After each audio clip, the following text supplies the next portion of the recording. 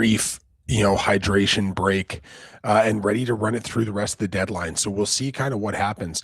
Over the course of my time that I was gone, a couple interesting things did occur. The Boston Red Sox just made, in terms of value, the worst trade of the deadline, one of the worst trades at the deadline I've seen in a while. I do not understand the trade whatsoever.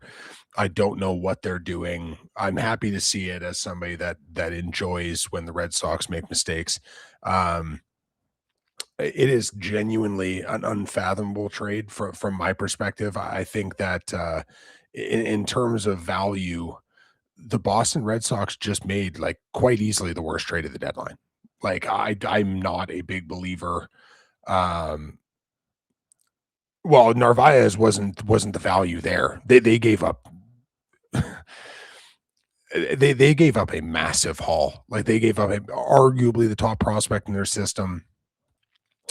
Without debate, it would be their number two prospect in their system. They went 2, 4, and 5. Now there is some debate that whether or not there's a player to be named later. It seems like there might be a player to be named later. But as an overall, I don't understand this move at all. Narvaez is just a helpful piece or whatever. But my God, Adley Rutschman has just not been great. Like that's the reality. He hasn't been able to stay healthy in 2 years. When he has been healthy, the defense has bounced back to where we believe it should be. Offensively, it's it's fine. Like it's fine. Like he hasn't had, like, this year he's got 764 OPS. He hasn't had an OPS above 800 in years. I figured the package would be like a reasonable return for Adley Rutschman. I had no idea, no even concept that it could have been this big. I do genuinely, I don't know what they're doing. It's almost an unfathomable return. Like I'll say that right now. Like Narvaez is a good defender. Rutschman is a moderate upgrade defensively over Narvaez. Obviously, he's an upgrade offensively over Narvaez, but my God, to do that level of a trade for that player, I do not understand it one little bit. Who would get the better package in return, Springer or Varsho? The answer would be Varsho. Springer, if Springer's dealt, Springer's going to be dealt to one specific team, right? He's got 10-5 rights. They're going to treat him right. So if he's dealt, he's going to be dealt to a team of his choosing, right? So he's going to select the spot, and the Jays will take the return that's available based off that spot. So the return won't be high. Dalton Varsho, I don't think it's good. Dalton Varsho got to bring back a massive return or anything like that. But there's more opportunity to create a marketplace for Dalton Varsho than there is for George Springer, hypothetically. So by that logic alone, I would say that that Varsho would be able to bring back more. Yeah, I saw that report as well. I was sitting down there watching, and the idea that the Jays are receiving calls in Soriano, and there's some rumors right now that the Atlanta Braves are the team that is calling. Listen, if the Atlanta Braves want to trade the Toronto Blue Jays, Cam Caminiti and Eric Hartman for Jose Soriano, yeah, sure. Sure. But like, I think that's the type of deal you have to do. If they want him, they're going to have to pay a premium to get him, right, at the end of the day. So if the Atlanta Braves or another organization really desperately wants Jose Soriano, it is now in a situation where there's leverage for the Jays. So I think that that's going to happen, where they're going to, pull an NBA trade and turn it into a 3-teamer? No, I don't. Is there a possibility? Is there a possibility that it happens? I guess there's always a possibility. I just don't think it's a very, very likely one at the end of the day. So how would you evaluate the Varsho trade from Arizona in retrospect? I think Dalton Varsho's performance last year in the second half of the season and in the first 3 rounds of the playoffs, or 2.5 rounds of the playoffs, produced more value than Gabriel Moreno or Lourdes Gurriel have, period. Dalton was unbelievable. If you look at like just WAR, he's been very, very solid, and you can't just say it's Varsho for Moreno and Gurriel. It's Varsho and Kirk for Moreno and Gurriel, right? And you can even look at that, extrapolate it further if you want, but like that's really what the deal is. They chose Alejandro Kirk as the guy, right? They had to move one of those guys, and that's the guy they chose. So if you look at it like as a Kirk and Varsho in a lineup versus Gurriel and Moreno, there's no comparison. There's no comparison. It's the Toronto Blue Jays won that deal by 10 miles at the end of the day. Without much conversation. Like you'd have to be such an absolute hater with no objectivity to ever feel that like there's no chance that you would trade Dalton Varsho and Alejandro Kirk for Gabriel Moreno and Lourdes Gurriel, right? Like it's just a significant upgrade in value, like a significant upgrade value. And then like I'll say this from the perspective of getting to a World Series and stuff. The Toronto Blue Jays do not win the division last year without Dalton Varsho and what he did in the second half. The Toronto Blue Jays do not beat the New York Yankees without Dalton Varsho and what he provided. That is the reality. They do not get out of the divisional round without his performance in that series. Dalton Varsho was exceptional with the exception of Game 6 and Game 7 of the World Series. Going into Game 6 of the World Series, I believe he had an 848 OPS in the playoffs, right? Pair that with elite defense. Like there's no question about it. There's no question about how well he played down the stretch. So like those questions for me are always a little bit inconsistent. I find that people really, really, really try to get creative. Sorry, my phone just stopped charging, so I'm trying to fix that very quickly. People try to get very creative with ways that they can try to diminish who Dalton Varsho is as a player. Dalton Varsho is a very, very good baseball player. At the end of the day, people can try hate on it all they want, but that's just the objective truth to the situation is no matter how you want to feel about him or anything else, objectively, he's just a very good baseball player, right? That's just what it is. Yeah, I've been saying since essentially my birthday. My birthday is May 30th. I've been saying since essentially then that I thought that Vladdy's been battling either a back or an oblique or something, because there's always two things I look at if I want to know a guy's dealing with something rotationally. Number one is bat speed. If bat speed basically stays the same, and Vladdy's bat speed is largely the same as it has been over the past couple of years, like there's not a massive difference in Vladdy's bat speed. Like this year, we're looking at 76.3, last year 76.7. But the thing is, so if you're generating the same bat speed, then what's the second thing you look at? And for me, it's chase rate.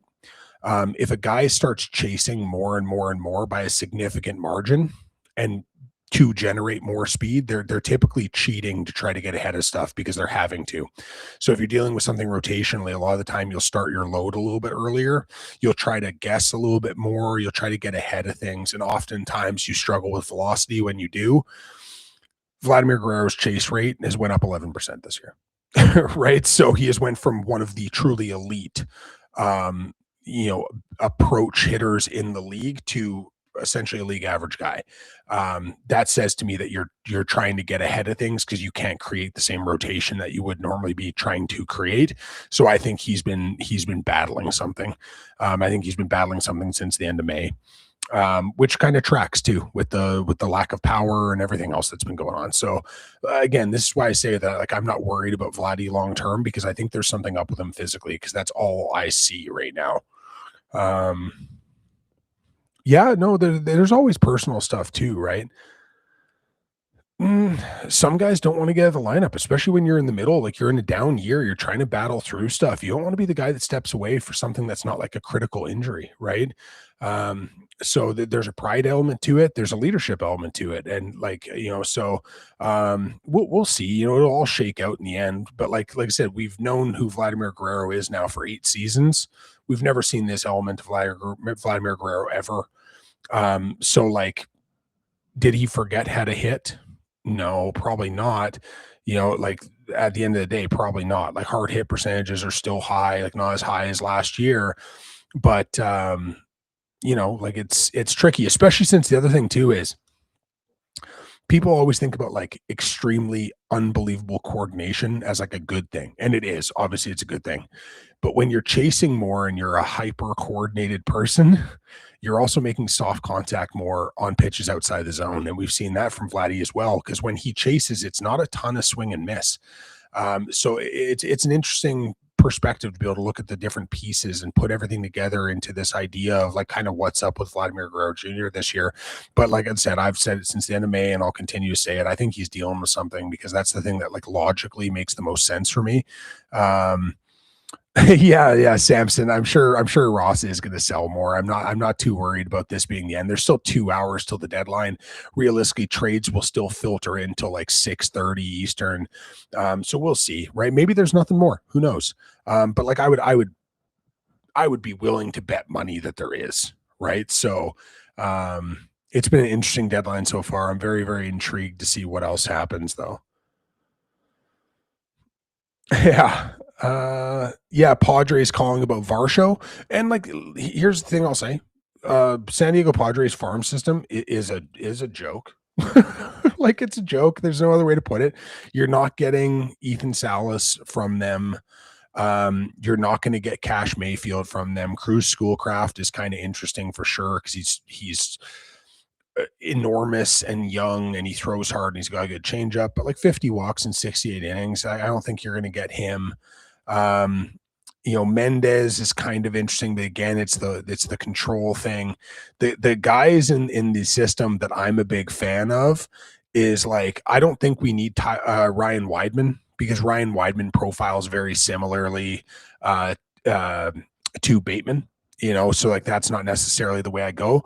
Brian Balzer is interesting, right? Really fun fastball, super fun slider. Doesn't miss as many bats as you'd think he would, but like there's something there. But the guy that I really like, so if you were to trade Dalton Varsho to the San Diego Padres, the guy who I'd be gunning for, who I think could be at the big league level very, very quickly, is Tucker Musgrove. I think Tucker Musgrove is super fun. He walks too many. He's out of the zone too much. But what have we seen from the Toronto Blue Jays? A willingness to take guys who have some control command issues and really work on them getting into the zone, right? They have success with a lot of these types of guys, and they haven't shown fear around trying to acquire that type of player in the past. And that's a big thing, right? So if I'm going after the San Diego Padres and I want something from their system, Tucker Musgrove is the guy that I'm going to kind of identify and that I want, because the fastball, like it's super fun. It's triple digits when occasionally. I think the slider and the cutter are pretty good. Sometimes they kind of blend in the same pitch a little bit. And there's just control issues. I think that there's a curveball too. Like it's a lot of spin. He's a natural supernator. So maybe I'm biased as another person who is a natural supernator. But not a big guy, not the most physical guy, doesn't really fit the Toronto Blue Jays profile in terms of size and length and physical build. But I think he's really good. I think he's really good. And I think there's a lot of upside there where he can be like very effective. And when you make trades like this, that's what you're looking for. You're looking for guys that you think you can see in a role at a certain point that makes sense, right? And that's where the fun of it comes in, is how do you project these guys long term, and what do you see out of them? And I think for me, a guy like Tucker Musgrove, the projectability is really, really exciting for me. Yeah, man.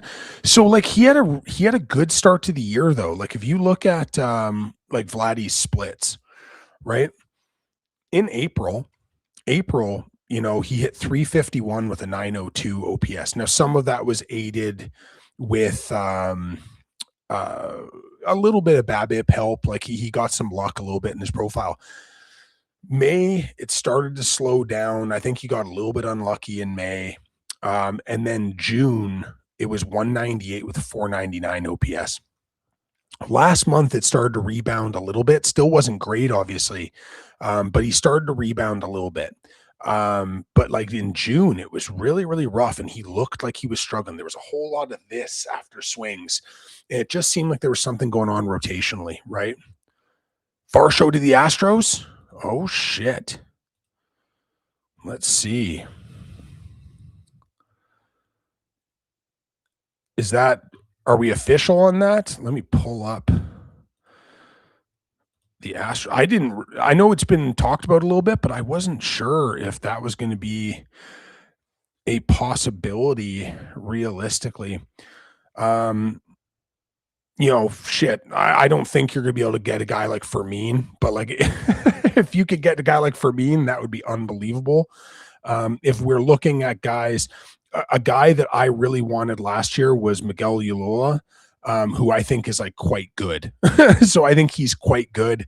He was the guy that I wanted last year or sorry, 2 years ago at the trade deadline, when we were dealing with the Astros. So Lolo was like a guy that I was super into. He's their 11th ranked prospect. He's somebody that I really, really like. So that would be a fun thing.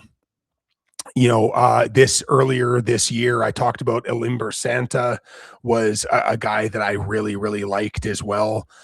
Both guys, well, like Santa profiles as a reliever specifically, but like it's a player I like. It's a player that does a lot of the things I enjoy. Um, Anthony Milan would fit with what the Jays have typically liked. Um, there's guys like Cole Hertzler that I think fit really, really well with kind of what they're looking for. If you could get a guy like Luis De Leon, that would be massive. Like the upside is huge there. There's just like where does he fit positionally? Who kind of knows on that? But there's a decent amount of dudes. I just wonder how high you can climb up their prospect boards.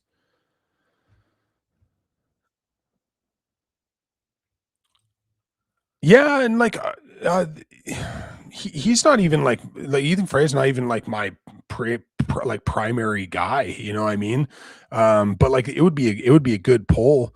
I wonder if they have interest in a guy like Walker Yannick. I wonder how they would feel about that. But let's see if there's any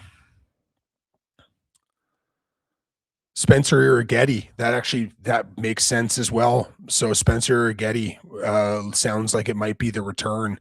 Um, Let me just pull up his previous. I got a little. So like Getty is somebody who, like I said, this year it's 88 innings he's pitched. He's 68 hits. He walks too many, but again, the Blue Jays are not scared of that profile of a guy who walks a few too many guys, right? He gets a good amount of swing and miss, and he's tough to hit, dude. Like he just generates a ton of nothing off the bat, right? That's again a profile. Sorry, I'm just trying to bring up his profile here. There we go. I'm just trying to bring up the Savant page. So, like, he limits hard hit at an elite level. So, like I said, like when somebody makes contact on him, it goes nowhere. So it goes absolutely nowhere. And we'll see if it's a 1-for-1 deal or not. But this is a good player. You know what I mean? Some people will be like, oh, well, he's already 26 or whatever. That's fine. I don't care about that. Um, doesn't give up hard contact at all. 94th percentile on hard contact rate, has a wild mix of pitches. Like he throws 7 pitches. He's got like a real mix. Once the walks get figured out, and I do believe they will get figured out, I think he's genuinely pretty damn good. Even if he ends up being a back end of the bullpen guy at some point, because his velo will play up. Because obviously the kind of big knock on him is it's not like premium stuff. It's not premium tier stuff. It's a lot of spin, a lot of like he reminds me of Chris Bassett in a ton of ways. Like really reminds me of Bassett, like gets a ton of extension, keeps you completely off balance, super, super sidearm angle on him. It's a fun trade. If this is the return for Varsho, I've got no problem with Arrighetti as the return. Let's see if there's I'm just trying to see if there's anything else that's been confirmed deal wise. I saw somebody else just ask me, hold on here, which again also points to the fact that I imagine another starter is moved, because this is a guy that needs to be in the big leagues right now. Where was that question? Somebody asked me about the Red Sox deal. It's a absolute mugging. Like, it's an absolute mugging by the Baltimore Orioles, and it is hard to make Mike Elias look like a competent general manager. But the Boston Red Sox did it today. The Boston Red Sox made Mike Elias look like he knows what he's doing, and that is not always an easy task, because, man, sometimes it is an absolute clown show. According to baseball trade values, the Jays won this deal. So we'll see.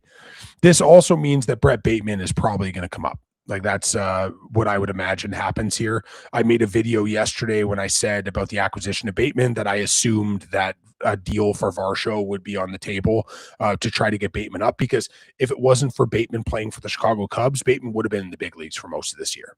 Like, that's just the reality. You know, they have a situation where they had a loaded outfield, a very expensive outfield as well, where you couldn't move too many guys off, right? Like Happ, Suzuki, obviously PCA. He wasn't going to get his opportunity there. If he was in a lot of other organizations, Brett Bateman would have been up playing in the big leagues most of this season. So the idea that you acquire him, Varsho being moved, just makes a ton of sense as an overall. I'm still trying to see if there's anything else that's been finalized. It seems like it's a 1-for-1, which, like, if it's a 1-for-1, I think this is a big win. I think it's a big win. Arrighetti is a fun. Oh man, Ryan Zefferjon for Ballesteros and Mason McGuire. That's a huge amount. The Angels have done pretty well today, man. Like, I'm going to say this: the Angels have done pretty well. You know, all things considering. Like, I don't love the fact they're trading guys that are younger and controllable in some cases. But if you're going to make the deals, get guys that you like, and I think that they've gotten guys like, I think McGuire's a pretty good player. So obviously Ballesteros is trending kind of the wrong way right now, but there's talent there at least. So let's see if there's any. No, it looks like that is the 1-for-1 summary. Honestly, great return. I have no issue with this return whatsoever, and that's as a Dalton Varsho guy, right? Like, that's as a Varsho guy, I've got no problem with that return. So for people that are asking about kind of what Spencer Arrighetti is, not a big guy, doesn't have a massive fastball. Like I was talking about earlier, he reminds me in a lot of ways of Chris Bassett. Like, he is very much like a Chris Bassett type pitcher. He has a very low arm angle, like, you know, low 3/4, like bordering on sidearm, very, very low, and a ton of spin. Like, everything has spin. Everything moves horizontally. The ball jumps all over the damn place. He is somebody who does not throw enough strikes right now. And I think we are an organization that has proven that we're fine taking guys that aren't throwing a ton of strikes, because we will trust our staff to be able to get them in the zone. Does not give up any hard contact. Nothing is hit hard off him. He just creates soft contact all over the place. And that's where I was saying is, if you obviously want him to be a starter, if you give him the opportunity to start and build up, I think there's a starter in there. If he throws more strikes, I think he's like a legitimate, you know, middle to back end of the rotation starter in Major League. If he doesn't, I think you can convert him and he could be a very, very good middle reliever, like a very good middle, like a very useful one on top of that, because the arm angles and the spin and everything else are super fun. 7-pitch mix, which is wild to say out loud. A 7-pitch mix is such an obscure thing to hear. I'm sad that Dalton Varsho's gone because I've always been a Varsho guy. I really like Dalton Varsho. But like this is a good solid return for the Toronto Blue Jays. I've got no issue about this return whatsoever. So they continue on. And on top of this, now you get to see if it's Bateman that comes up or if it's Clase that gets more of an extended look. Then you get to see those things, which is awesome. But I do imagine because of this pickup, he is somebody who will be in the rotation coming up, which means that Bieber, Scherzer, somebody's getting moved. You have to imagine one of them or both of them are being moved. So I do not think that this deadline is over for the Toronto Blue Jays. I think there's a lot more left to come. And we'll see what that looks like. Yeah, and honestly, like I think that people need to understand too, like wait, sorry. Yeah, and it's all part of the business, right? You can't, and this is what I was saying to people the other day is, or earlier today, sorry, somebody was asking if like I get upset about players being traded. No, I mean, Dalton Varsho is like amongst Blue Jays, one of my favorite Blue Jays. I love the way he plays. I love how hard he plays. I love the defense. He manages to turn baseball into a physical sport, which I love that about him. He's just a player that I really, really, really enjoy. And I'm not sad that he's going. He's going to Houston. He's going to get a chance to compete for something. He really gives them a nice bat in that order, real legitimate outfield defense, which will help. I think it's a great pickup for them. And they, it's interesting to see what they do now with the pitching side of things. But I think it's a win-win trade for both teams, right? We get somebody who's controllable to 2030. They get a impending free agent that they can get off their books at some point that gives them a legitimate guy to build into a lineup who has two legitimate tools, right? So it's very, very interesting. Do I think there's a market for Scherzer? If there is, it's not going to be much. Right. Like think about the Max Scherzer market the same way we look at like the Justin Turner market. Now, look at what we turned Justin Turner into, and you can understand there's always value to be found. 6 p.m. Eastern is when the deadline drops. Gotta get rid of more salary, Springer and Bieber. Springer, Bieber, Jesus Sanchez, Jeff Hoffman. Let's move them all. Let's get under that number. Yeah, I care about value. That's what it is. And I care about things being rational, right? It's tough to know that answer, Logan, because there's trades that we don't know if there's cash involved. So, like for example, like Jameson Taillon would be owed like we'll see. There was money going both ways, so we don't know how much money was given. So it's a really really tough thing to do. But if you look at Varsho, like I think Varsho's dollars remaining. I can actually just find this out for you.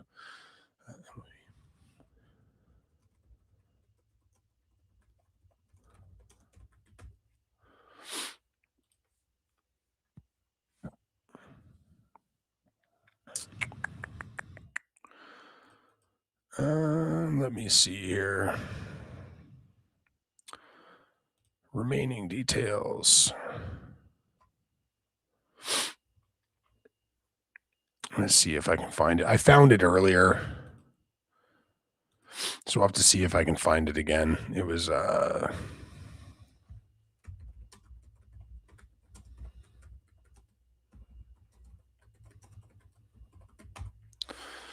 because you can kind of piece it together math-wise. I just need to find the right SPO track. There we go. This is the one. So if you look at Toronto Blue Jays, Dalton Varsho,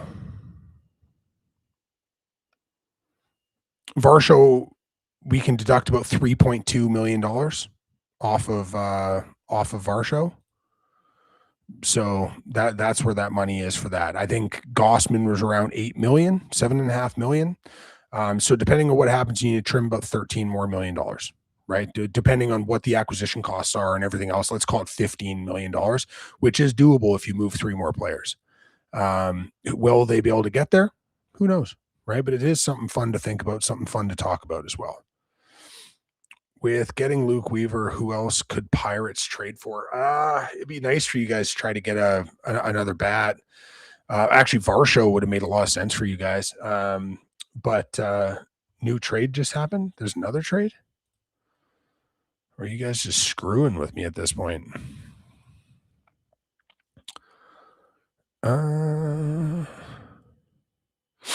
Let me just see here.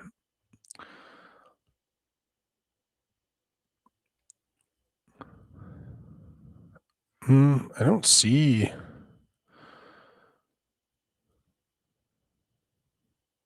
Yeah, or we have to finish in the top 6. Those are the two options.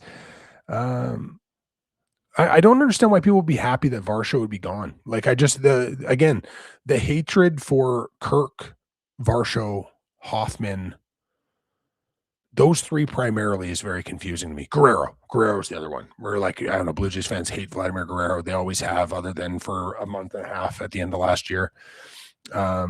It's sad. I don't understand. I've never, unless, like, for example, like I hate Aroldis Chapman. Like, fuck that guy. You know, he's a bad human being. I would never want him on the team. Unless you do some heinous stuff in your personal life that makes you inarguably a bad person, Miles Bridges.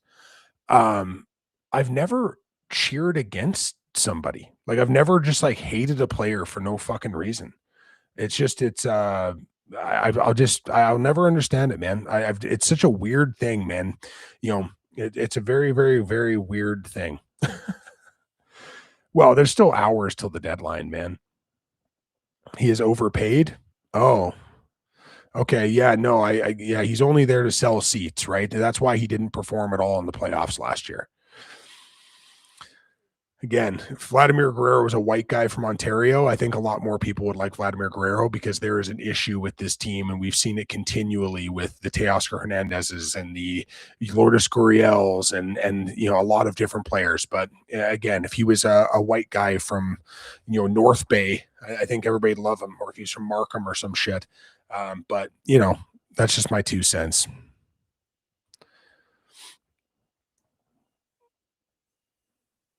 It's not BS, dude. There's remember the whole stuff about all the Toronto fans, the barrio, how much of an issue everybody had with the barrio because those players that are down there don't take the game seriously enough. We need more guys like Josh Donaldson. That was the whole allure of Dalton Varsho, was it not? He's like a Donaldson. He plays the game serious. He's tough, blah, blah, blah. You know, let's be real. The amount of talk about the barrio and like, what was that, 22? You know, that's the whole reason those deals happened, why all those guys got moved. You know, it's crazy to me. So yeah, man, it's wild. Yeah, too many Morgan Wallen fans around. Actually, ironically, I think Don Varsho is a Morgan Wallen fan. Peter Irrigetti's good, right? He's been out of the zone a lot, but like, yeah.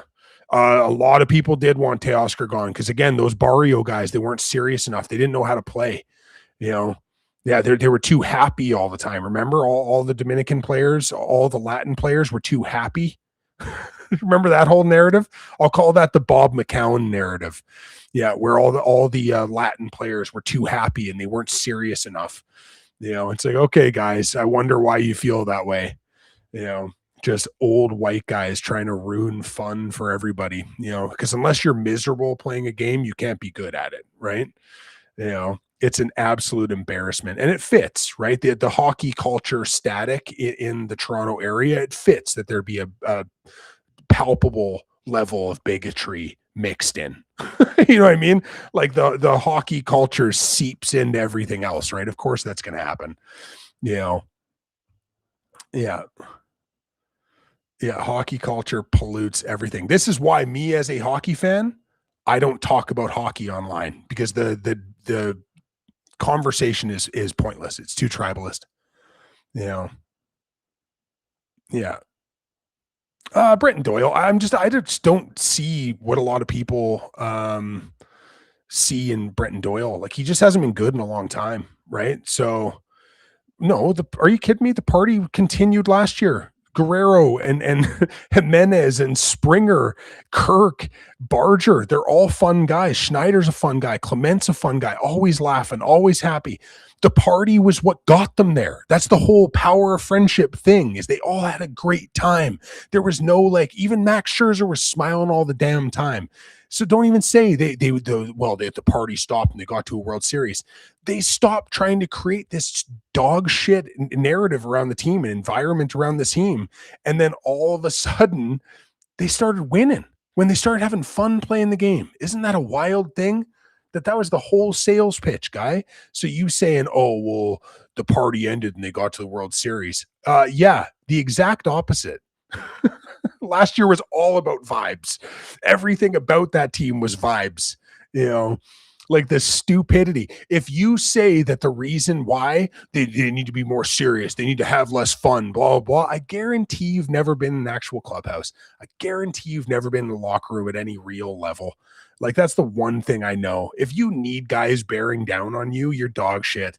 That is just the reality of it. I have no problem saying it as somebody who's been in those locker rooms and been in those competitive environments. If you need somebody like Josh Donaldson screaming in your face, you shouldn't be there in the first place, man. You can have a good time and win. I wish I would have learned that earlier in my life, because I was a piece of shit in the dugout. You know what I mean? But yeah, no, I think it's absolutely silly. You know, I think it's absolutely silly. And I think if you're a person that thinks that a dugout needs to be miserable and a field needs to be all scowls and anger, I think you've never played. That's what I think. And I know I'm right. You know, maybe you played in fucking sophomore year of high school or some shit, you know, but I don't take you seriously or your opinion seriously at a certain point, because if you can't actually be in there, then you don't know. And any player who's saying it does need to be like that, it's always the guy that's like that. You know, you ever notice that the only guys that are ever saying that you need it to be like that are guys like Josh Donaldson, who once the winning stopped, so did his opportunities in the league. Let me just point that out. Yeah. I played college baseball and college basketball, and then I was able to continue on my baseball at a higher level beyond that. And now I coach for a living. Yeah. So yeah, I'm tired of that whole BS narrative, right? Yeah, I'm just tired of that whole BS narrative. It annoys me. Yeah, the guy had the greatest postseason run in the history of baseball. But yeah, I guess he should have been grumpier. Like, are you shitting me? It's a nothing burger. It's always the same guy that says it. It's always the same white guy between like 40 and 65. Just the same dude from a somewhat rural or suburban community that's real mad about guys having fun while making a lot of money. It's the same dude every time. It's crazy. I could draw you a picture of all of you because you all look the same. It's nuts. You know, it's a nuts thing. You know. Yeah, I don't know, man. Yeah, man, I don't get it. I just don't get it. It's so silly. And it's like I said, it's always the same dude. It's the same old white guy all the time. The young ones are about my age, the older ones are about my dad's age, and that's the whole thing. You know. Cheap seats equals Ted Lasso. I'll take that. You know. Yeah, power of friendship, man.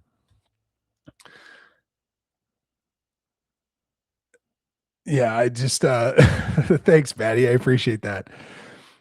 Yeah, no, I'll say this. Any clubhouse I've ever been in or locker room I've ever been in where the guys got along and the guys really, really enjoyed each other, I'm not saying that it affected winning more, but it affected the length of the time you win for, right? When you get hot, you sustain it. You know why? Because you're cheering for each other. So you're not worried about getting yours. You're worried about the team getting theirs, right? And that's a big difference. You know, individualism kills hot streaks. Yeah. So yeah, I don't get it. Back to talking about trades. Now that we're done talking about grumpy people, I hate it when happy people are doing things on television. Um, yeah, it's going to be interesting. Like I said, like they're still selling, you know, as they should, but they're getting fun pieces, and that's what you want in a situation like this. You want guys to be able to bring in pieces where you're like, oh shit, okay, I see that. Okay, I get why that makes sense. You know, this is one of those moves that makes sense. So I'm happy And that's the thing. Selling isn't the same as a sell off, right? It's about getting proper pieces. Maddie, thank you so much, man. I appreciate that. And if I'm missing your questions, especially on the YouTube side of things, super chats are open. So if you want to guarantee that you get your question through and that I 100% read it, because I will 100% read every single super chat because they get pinned to my screen. Then you can do that for the 160 people that are in TikTok and I don't even know, a bunch that are in Instagram as well. If you want to jump over to the YouTube side and watch from there. If you want to follow me on YouTube, there's visual aids on this side that you guys can't see. So if you guys want to jump over to YouTube, feel free to do that. I'm going to try to answer as many questions as I can on both screens. I'm navigating whatever I can. But as a trade deadline so far, it's been exciting. I like that the Toronto Blue Jays have done good things. I like that the Boston Red Sox actively made the worst trade I've seen in a couple of years. And that's a fantastic thing all the way around for me. So I've really enjoyed everything that's been happening so far in the deadline. I'm sure you've already touched on this, but where's the player that we got? Yeah, so Spencer Getty is he's 26-year-old right-handed pitcher, super fun arm angle, right? He's almost at a sidearm angle. It's about 19 degrees, 7-pitch mix, tons of spin, really natural supernator, really generates a lot of spin on his breaking balls. He can drop a bunch of stuff in. He's out of the zone too much, which is a trend that we've seen. We've seen a lot with Toronto Blue Jays. They're not afraid to pick up players that don't throw enough strikes. They're confident they can get guys in the zone. Hence Soriano, hence Arrighetti, hence Dylan Cease, and so many other guys that we picked up. They're not afraid of command control issues because they feel like they have a system and a kind of organization that can fix it. So that's the thing that they're kind of eliminating right now is they don't care about that. They care about everything else. He doesn't give up any hard contact, like 94th percentile in hard contact against, great extension, great pitch mix, just needs to throw more strikes. And, he's a back end of the rotation starter, but he's controllable through 2030. So it's a great pickup for Dalton Varsho. Like I said, I'm sad to see Varsho go. I like Varsho. But like this is a really, really slick piece of work to get a long-term controllable starter. And if you end up having to convert him to a relief role, then you have a guy that can spin it a bunch of different ways, right? And I think his fastball plays up at the relief role. Now, I said earlier, he reminds me in a lot of ways because of the pitch mix and all the spin and everything else. It reminds me a lot of Chris Bassett. So take that for what it is. But like it's a fun player. He's not an ace or anything like that, but it's a fun, controllable starter that can eat innings and spin a baseball and really keep guys off balance and not give up hard contact. And that's a really, really good mix for a player to have. So I really like it.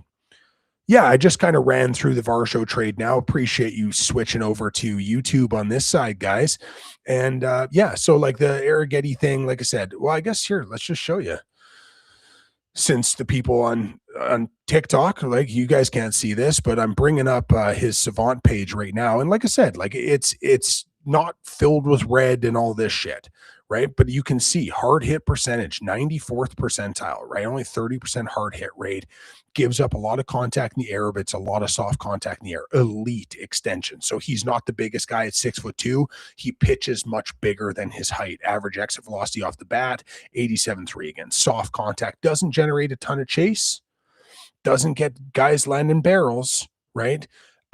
He just needs to be in the zone more because right now the big fall down point for him is if you go over to his standard statistics, he has made 17 starts this year. He's got 50 walks in 88 innings, right? He's only given up 68 hits in 88 innings. He's only given up 237 hits in 268 innings.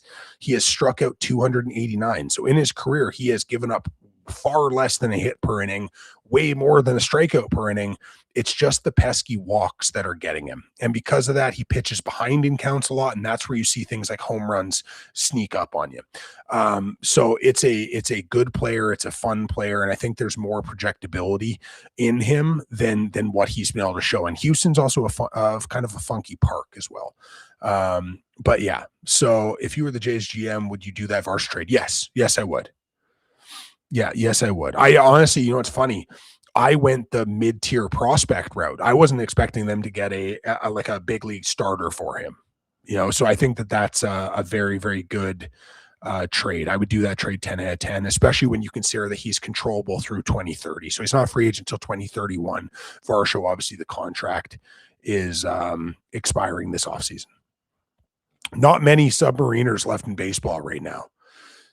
Varsho home runs over under in the series. I put the over under at 0.5. And I'll say, you know what? Fuck it. I'll say over. I think he's going to get one. I hope he does. In a not important situation though. Actually, I'm on Team Tank, so maybe that's just me. So this opens up so Jeebus Crust. This opens up an opportunity for Brett Bateman. So when I announced it, like I broke the news or some shit, when I made the video talking about the trade that was announced last night, and I talked about Brett Bateman, the one thing I said in that video, and if you want to go back and watch it, you can. The one thing I said is that with the acquisition of Bateman, I really do feel that there must be a trade in place for Varsho because Bateman is ready to come up. If Bateman wasn't a Chicago Cub, Bateman would have already spent the majority of the year at the big league level, right? Playing in that city with that outfield between Happ and Suzuki and PCA and all this, there was no space for him, right? If most organizations, he would have been out there. He would have been on a big league roster. So that's something that like I just genuinely feel is that he is fully ready to play. It's going to be an adjustment period like any other prospect that comes up, right? But I think they're going to give him a legitimate look. I hope they give him and Jonathan Clase a legitimate look, right? I would have no problem if they decide to deal off Miles Straw, and just go straight up youth for the next month and a half, 2 months. I would have been totally fine with that. Because I think we should be shooting for the development time. It's a lot of fact. Dude, point to the bad trade. Again, this is another one of those IQ questions I like to ask people. If you think that Ross Atkins has done a terrible job in trades, point to the trade. Name a trade in the last 5 years. Name a trade in the last 5 years that he's done bad in.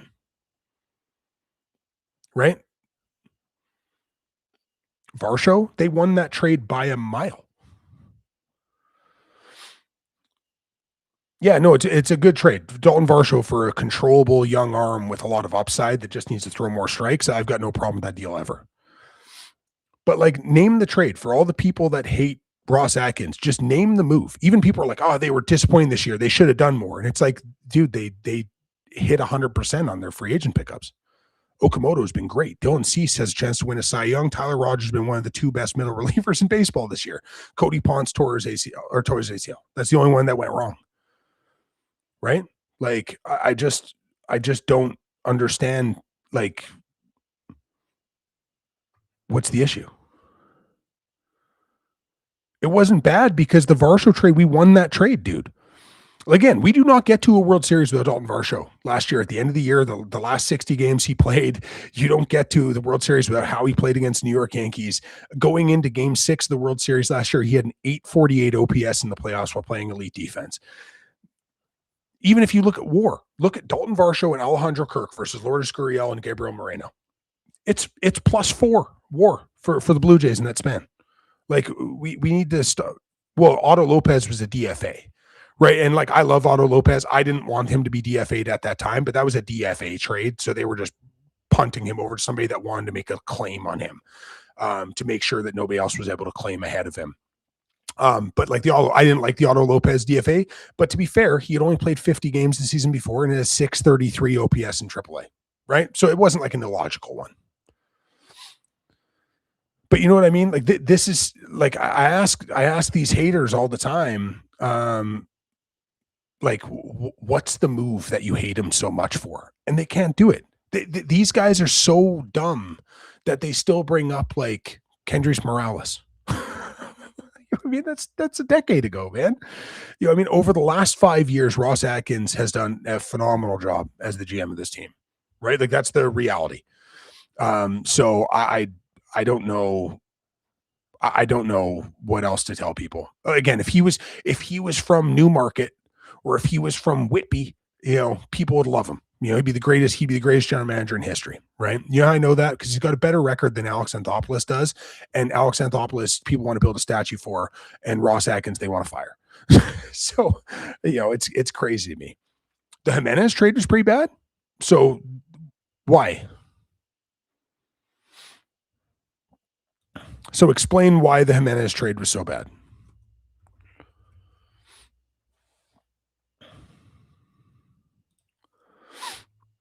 Is it because the contract length? Andreas Jimenez this season is going to be a 2.5 win player. So just to give you some perspective on that. So Spencer Horwitz, we had no space for. Right? We didn't. And everybody right now is complaining about home runs and home runs. You want a first baseman defense that doesn't we wouldn't notice Andreas bad if it starts hitters were hitting. And that's what I'm saying. Like, he's going to be a 2.5 win player this year in a down year. Last year he was a 2-win player in a down year. The year before that he was 3.8 wins. So I don't get it. What else did we get in that deal? Because it wasn't just Jimenez. What else did we get? I think there's a chance Varsho plays. We'll have to see.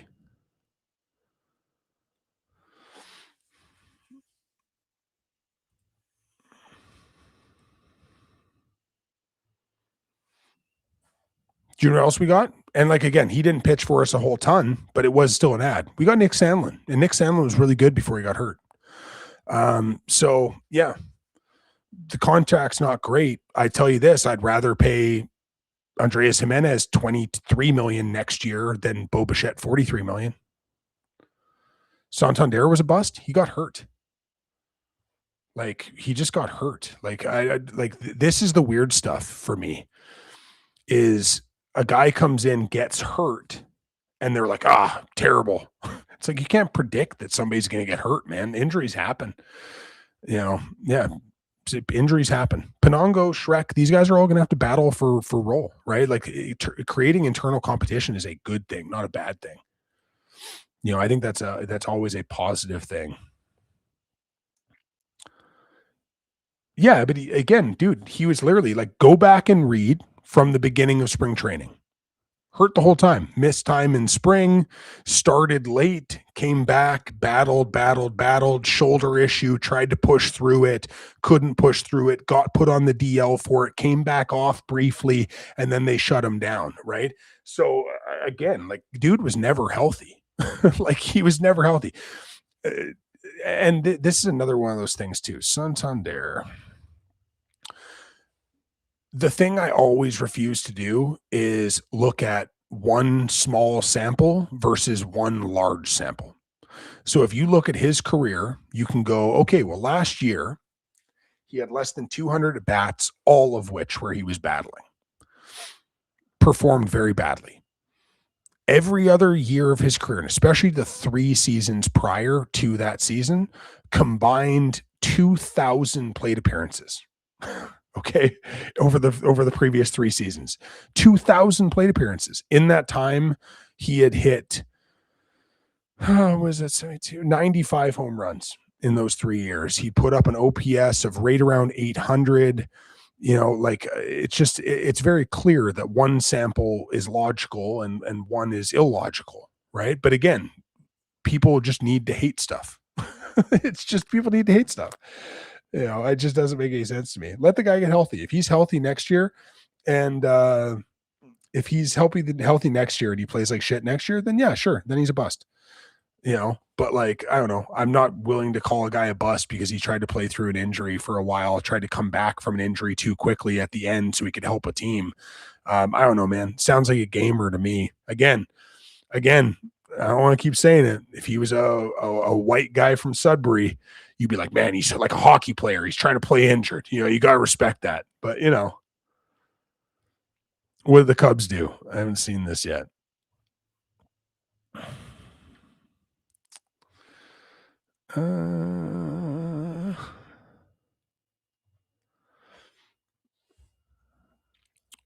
Somebody fill me in here. I'm not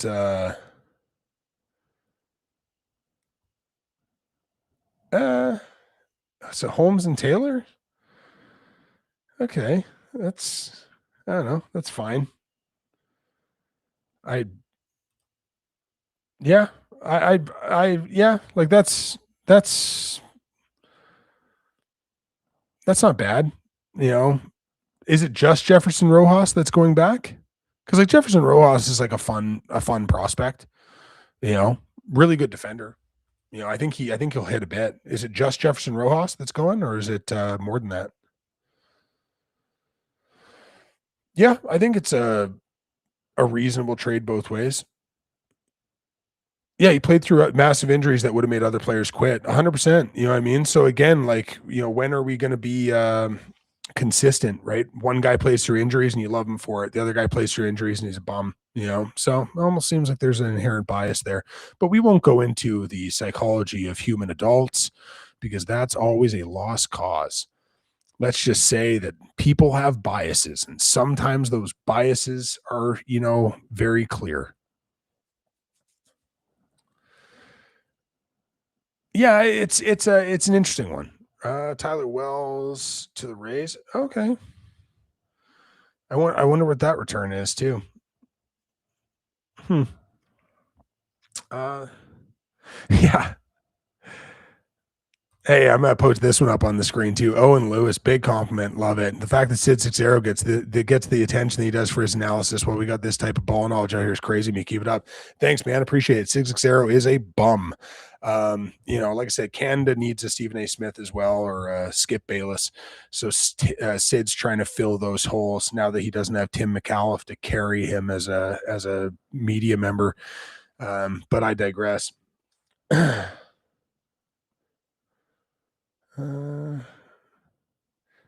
Yeah, Ergetti is somebody I like. Like I say, he's out of the zone too much, but he doesn't get hit. He doesn't get hit hard.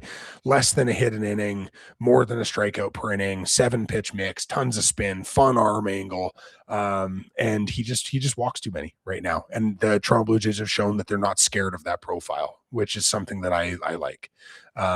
But yeah, no, it's a fun pickup. Tons of control, tons of control. He's not a free agent until after the 2030 season. Joey Bart to the Rays. Oh, Braves. There you go. Yeah, interesting. But yeah, no, it's interesting. You know, yeah, trades are rolling in now. Yeah, they're starting to at least, which is good. Let's see what else is popping up here.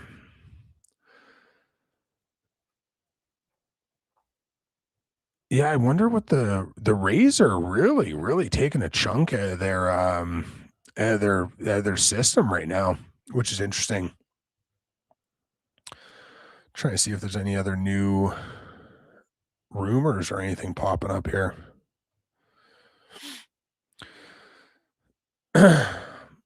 It's interesting that the Mets only got one piece. Now the piece was quite good, but I would have thought they would have got two pieces there. Yeah, I did the Varsho thoughts a few times. Giving up an impending free agent for a starter with a really interesting mix with 5 years of control is always a win. It's a win for both teams, but I really like what the Jays did. I didn't think they were going to get that much for him. Yeah, I didn't think they were going to get that large of a return for Dalton Varsho.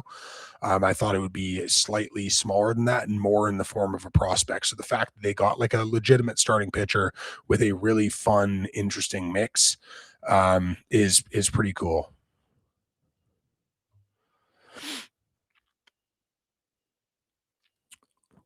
Yeah, yeah. Dalton Varsho, 12 WAR over his 3.5 years as a Blue Jay, and they hate him. Yeah, it's wild. I think now is probably the time to trade Jeff Hoffman. Like he has been remarkably good, like remarkably good, like one of the five best non-closers in baseball since June 1st. So it's. I think this is the time to cash in on that. I think this is the time to cash in on that. Now, maybe the marketplace isn't there, right? Because he has additional money on his contract with what's going on with the potential for lockout next year, everything else. Maybe not. Yeah, well, hating a player because you like another player is illogical as well. They didn't choose Varsho over Moreno. They chose Kirk over Moreno. They got Varsho as the capital, but the decision wasn't Varsho Moreno. The decision was Kirk Moreno. Varsho was just an asset that was acquired, right? Kirk was the decision. So, and Alejandro Kirk has been better than Gabriel Moreno, and it's not a debate. Yeah, well, yeah, there is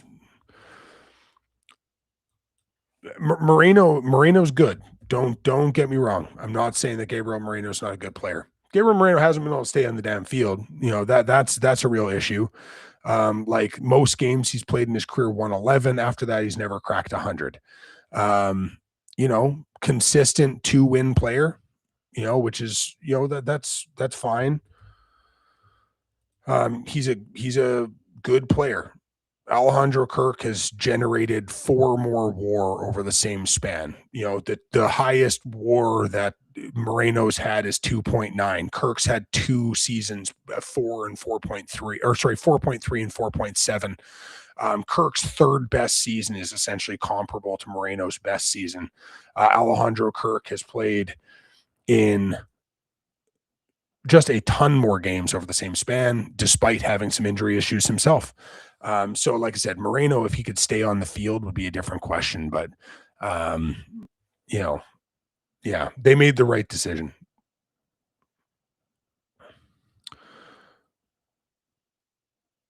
Yeah. Yeah, but it's weird to say you hate a player because you like another player who's not as good as the player that you hate.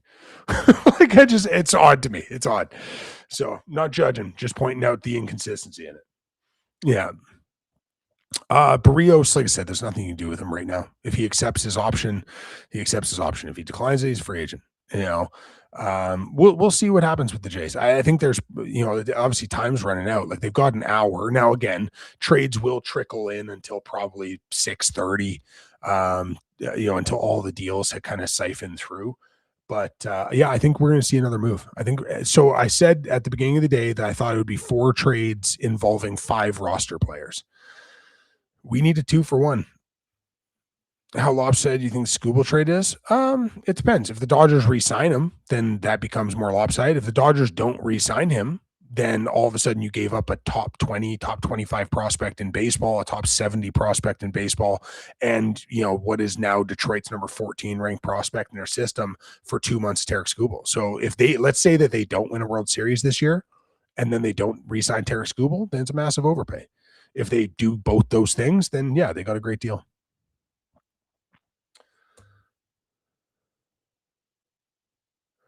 Sanchez's value would be minimal. Like I said, we gave up a nothing burger and Loperfido for him. Like that's the value of him at the end of the day. So far, I like what the Jays have done. Well, I agree they will most likely re-sign him, but like it hasn't been done yet, so it's not done. You know what I mean?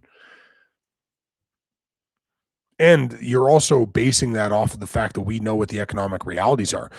If a salary cap comes in, that salary cap's at $310 million, or like the projection said was 245 is what the owners are shooting for, they can't sign him.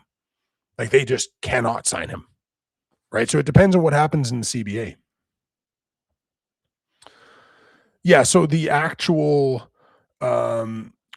actual deadline ends at 6, but there's always trades that roll in after 6 o'clock. Yeah, Boston trading what they trade for Adley Rutschman is an absolute shit show. That's a terrible trade. Like Adley Rutschman's a fine player, but my God, man, that would be absurd. Like it's just an absurd amount of stuff to give up. What are your thoughts on Gage Wood from the Phillies for Springer and Hoffman? There's no chance they give up Gage Wood. There's no chance they give up Aiden Miller. Like Victorian, I would love that so much, but like there's just if they did that, like immediately you got to fire the GM. You just got to fire the GM immediately. Because like, yeah, that would be a massive overpay, like massive overpay. So I don't imagine if that's what the Jays got back for Springer and Hoffman, you have to build Ross Atkins a statue at that point. I think that's actually required legally. I'm not seeing anything new right now. That's not bad. There's still lots to talk about, right? But yeah, did Ramos go to the Yankees? Is that confirmed? I wonder what they gave up for it. Let's see.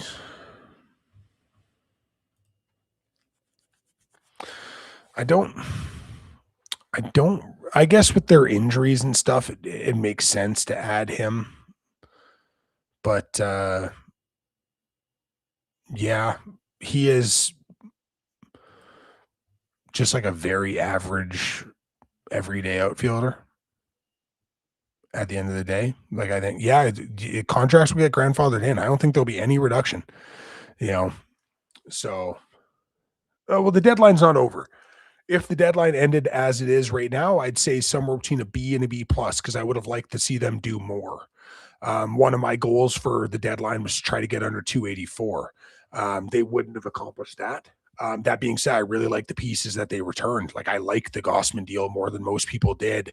I like the Soriano deal because they like Namala is just not somebody that I'm overly high on.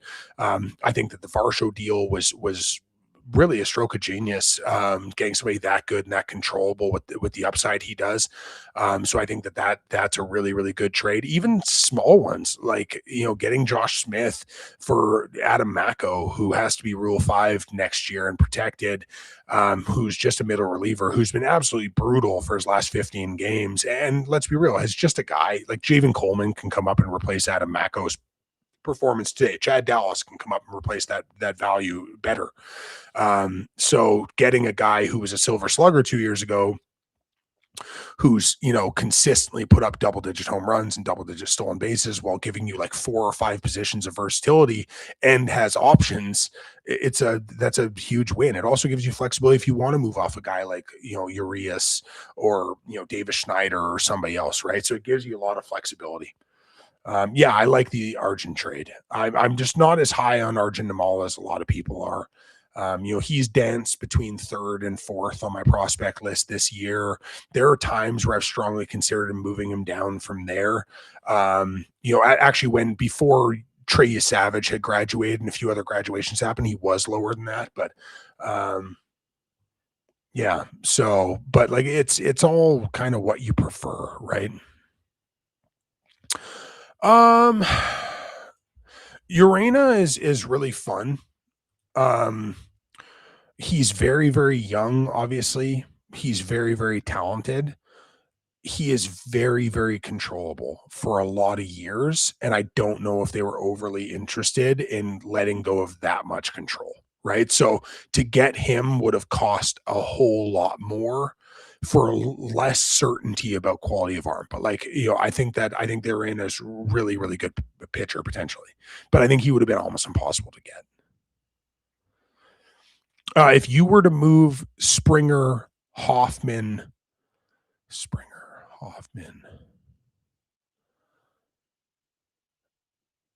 Bieber, all 3 would have to be moved to get under the number. And that depends on what you brought back for Tyon. That depends on a couple other contracts. But like those 3 being dealt, just move Jesus Sanchez as well just to make it safe. And then I think you're under the number.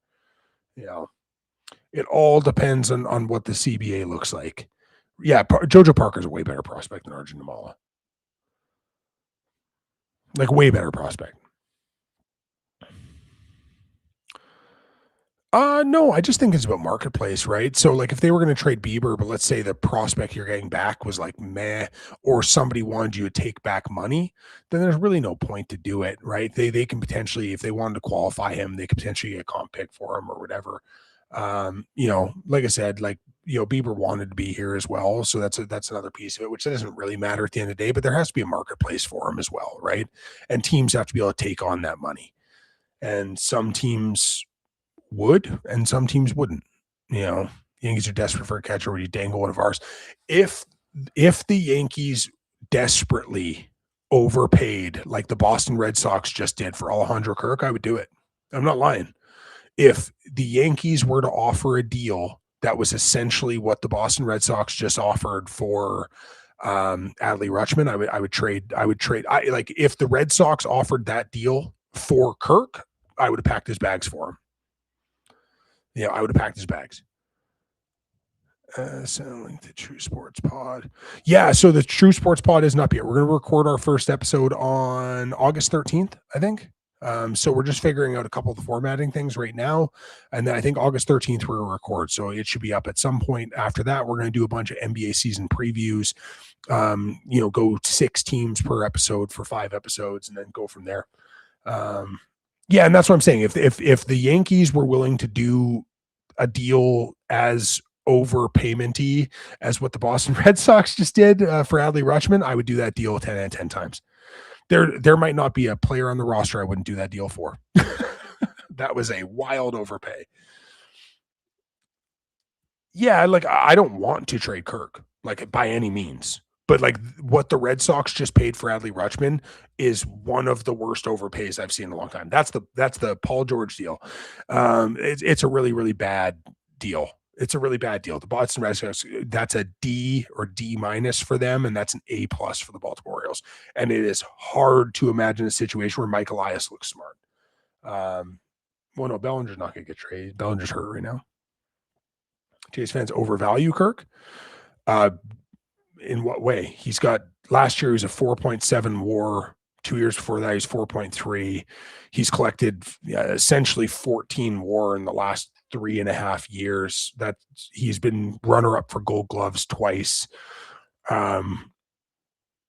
What's overrated? He's without argument over the past 3 years been a top 4 catcher in the sport. So I don't know, man. It'd be hard to overestimate that. No, there's still lots of time. I'm not saying anything's done yet, man. Usually the last hour is the craziest hour. Yeah, I think Hoffman will get moved. I'm hoping that they continue to sell. Who knows what happens though, right? These things are always so challenging. It's tough to move Jimenez. The contract is big. Like if you're going to move Jimenez, that screams more of an off-season trade than a during the season trade because there's financials that would need to be figured out there at the end of the day. JoJo's estimate arrival. The absolute earliest, if everything went bananas next year and the Jays were rebuilding next year, maybe September. But like realistically, more than likely, middle 2028, I would say would be like a reasonable expectation on time. Early 2029, I think would be safer, but mid 2028, I'd say would be interesting.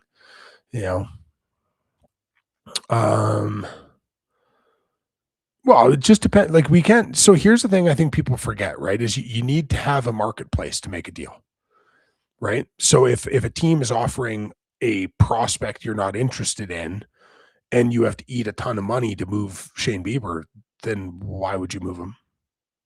Right? Like, why would you move him? Why not just qualify him? If he accepts the qualifying offer, then you got a good pitcher for next year. If he turns it down, somebody signs him, then you get a comp pick. Like,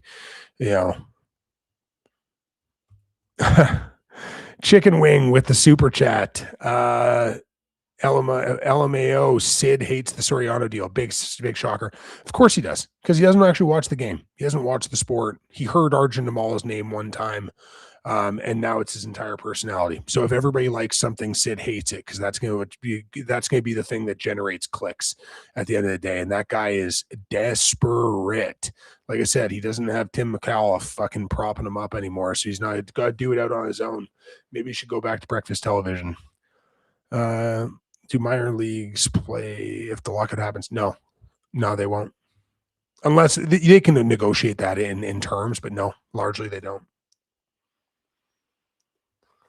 What team controlled bat? No,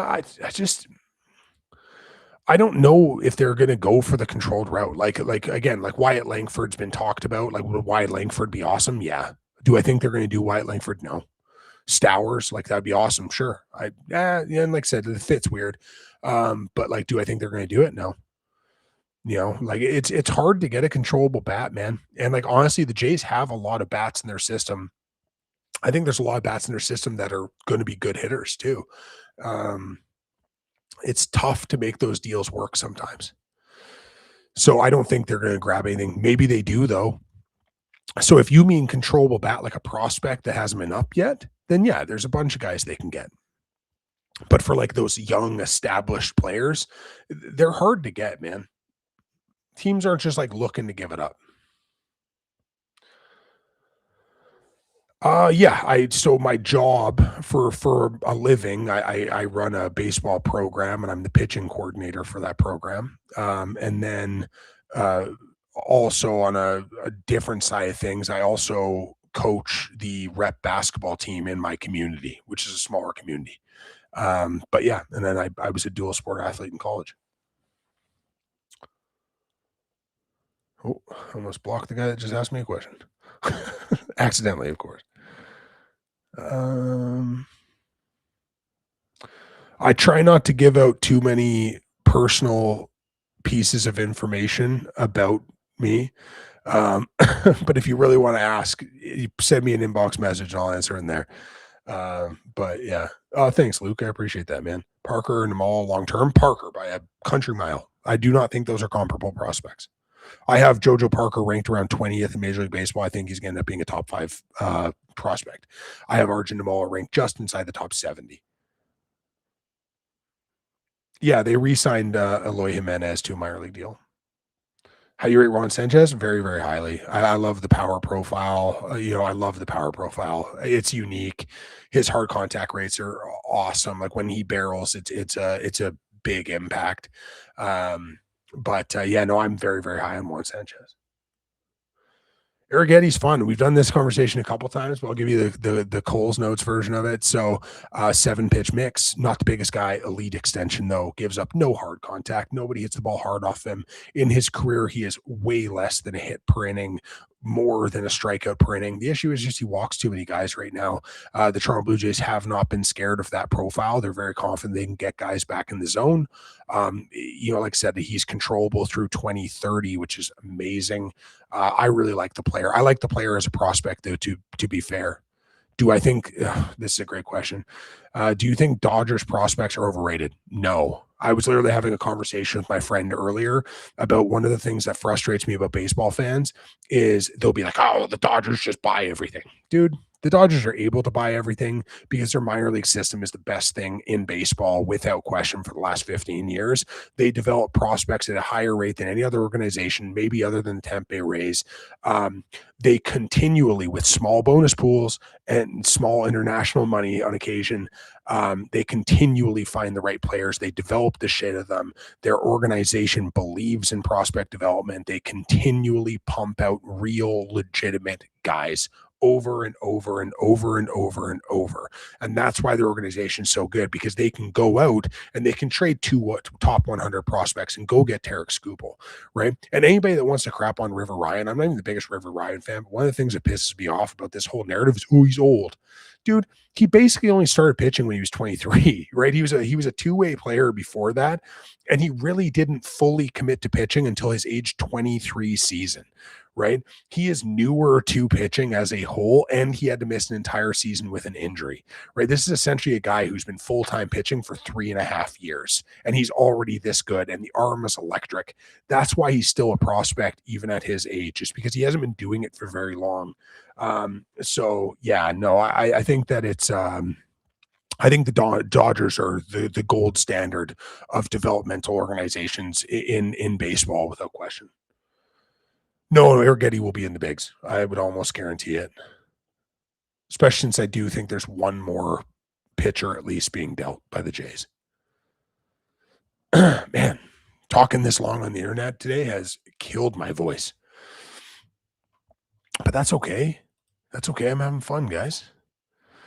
Sometimes you gotta sacrifice some vocal comfort. You know what I mean? Um, yeah.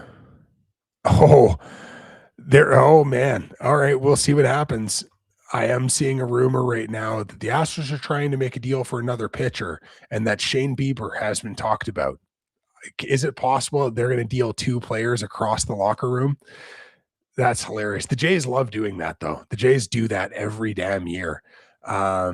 So yeah, no, I think that would be very, very interesting. If they traded Varsho and Bieber to Houston, that would be absolutely hilarious. Also good for them because like I think Houston's a good ball club, and I think both of them would help a whole lot.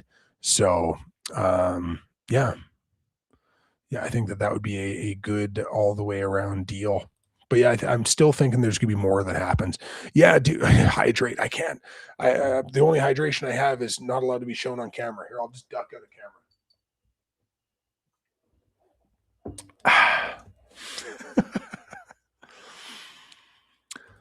The Gossman trade isn't looking too hot now. The few rental starting pitchers. Yeah, I just don't. I just don't agree. I just don't agree. So again, though, it comes down to what you feel about the prospects that were brought in. Again, I'm higher on Bateman than near anybody probably. So I don't dislike the return. Right, South Zenit too is a fun prospect who I think, like I said, that lacks power, but my whole thing is I'd rather an elite tool. Right, I say it all the damn time. I would rather get an elite tool than a jack of all trades. Some of the prospects that have been dealt, yeah, their results are cool, but what's the carrying tool that gets them the big leagues? I know what the carrying tools are for Brett Bateman. I know what the carrying tools are for some of these other guys, but what's the carrying tool for so yeah, I get it. Hey, oh my God, this guy was ranked number 7 in this organization. First of all, what organization? Right? Like that's the other thing that we need to look at is like being the 7th ranked prospect in the San Diego Padres organization isn't the same as being the 7th ranked prospect in the Milwaukee Brewers organization, right? You know, if you were the 7th ranked Brewers prospect, you're probably ranked around 20 in or sorry, 7th ranked Padres prospect. You're ranked about 20 in the Brewers system, right? So we look at these pipeline or these BA rankings and go, oh my God, they got a 14th ranked and a 22nd rank for this guy. And we only got like a 17 and a 26. It's like, dude, it's not 1-to-1. Every system is different, right? You know, like every system is different. And then that's where I think people are falling off. So I like the return for Gossman, especially when you consider that Gossman's been terrible since June 1st, and he's older and he's not controllable. There's a lot of reasons why Gossman's return wasn't a big return. That being said, I like the return more than a few of these deals. I wouldn't have traded those 2 prospects for Adley Rutschman. What's the major league comparison for the ceiling of both these players? Sure. South Scene reminds me so much of David Eckstein. Like he reminds me a ton of David Eckstein. So I'll pop this comment on the screen. So South Scene reminds me a ton of David Eckstein. The good, the bad, everything in between. But David Eckstein was a very good player for a long time. But that's who he reminds me of. Bateman, I've said this before and people get pissed off with me and I don't care. Brett Bateman reminds me of Stephen Kwan. Like he reminds me of Stephen Kwan. You know, that's when you look at the walk rates, how selective he is, elite level defender, high ground ball rates, super high contact, not much in the way of power. Like he reminds me a lot of Kwan, a little bit less on the hard contact at the same age, more on the defensive side and the speed side. But that's who he reminds me of. He reminds me of Stephen Kwan. So that's just the reality of it. So people doing he's like Miles Straw. Him and Miles Straw couldn't be any more different. The only thing that's similar about him and Miles Straw is they're fast and they're good defensively. As offensive players, there's nothing similar about these 2 players. Miles Straw in AAA at age 24 years old had a 720 OPS playing in the Pacific fucking Coast League, the easiest hitting partner league in baseball to hit in, right? Everybody has an 850 OPS in the PCL. Brett Bateman at 24 years old in the International League has an 851 OPS with a 430 on base percentage while playing elite defense, right? These are not similar players, guys, right? Like it's not.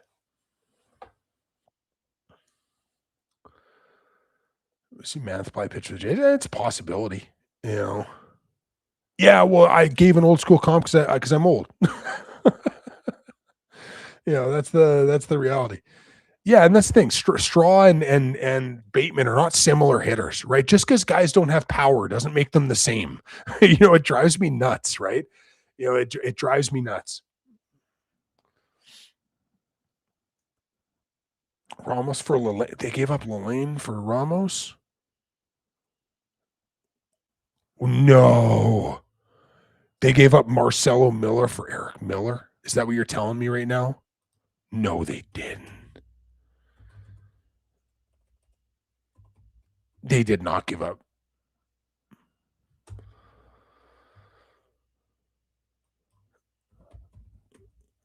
There's no chance. Like, don't get me wrong. Like, Eric Miller has been good for the last couple years, like without question. He's still a guy with like a massively high amount of runners that reach base. Giving up Marcelo Meyer is wild to me. Yeah, like that's, and I know he hasn't been good in the big leagues yet, but man, a lefty reliever, and you're giving up Marcelo Meyer. Red Sox had a real bad day, man. Yeah, Red Sox have had a real bad day. They've made two just absolutely dog shit trades. Yeah, like really, really, really bad trades. That's terrible trade. There's no two ways about it. The Rutschman trade was special on how dog shit it was. But yeah, oh man. Did they do another one as well?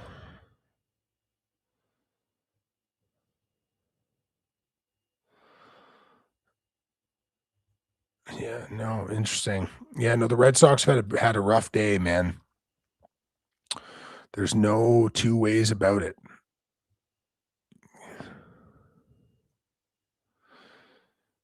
Yeah, and the Jays are eating a little bit of cash in the Varsho trade.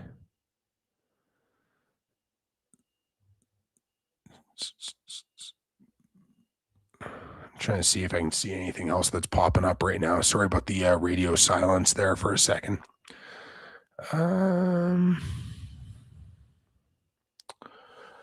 Nothing yet. We'll see if anything else pops up soon here. I wish the MLB network trade coverage was better than it is. It has been an awful trade coverage by them. It always is. Every year it's brutal. The only deadline that gets covered appropriately is the NHL. Like the NHL, they don't do a whole lot right, but man, they get their trade deadline stuff right. Just wall to wall coverage of everything. Other sports need to really get on top of that and turn it into more of a spectacle, I think. Wait till I get sources, guys. Or I could be like Mock Bomb and just pretend that I have sources. I could do that. Breaking news: the Toronto Blue Jays may or may not trade George Springer. And if they do, the return may be something that they're trying to get more from, and the other team is trying to give up less, says sources. Is that a good impression of somebody with sources? Dude, I thought the Conley Early Curtis Mead trade was terrible at the time. I don't like Curtis Mead's, he's had a good year. Like no question he's had a good year, but like I wouldn't give up Conley Early for him. Like that's wild. The Red Sox, like I said, like they've been bailed out by this crazy streak they're on, the 23-3 streak. Other than that, everything they've done this year has been a horrible decision. So yeah, it's very strange. The whole thing's very, very strange. Yeah, the Jays are in desperation mode, right? Breslow is doing a terrible job. I wouldn't trade George. Why?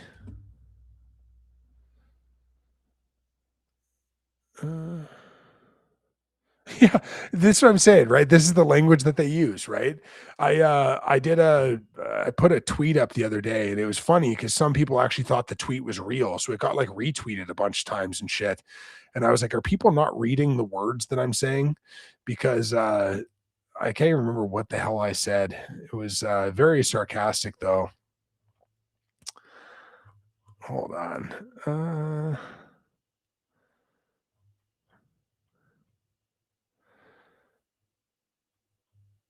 Sorry. Oh, yeah. Yeah, it's just there's so much bullshit written in every one of these tweets, right?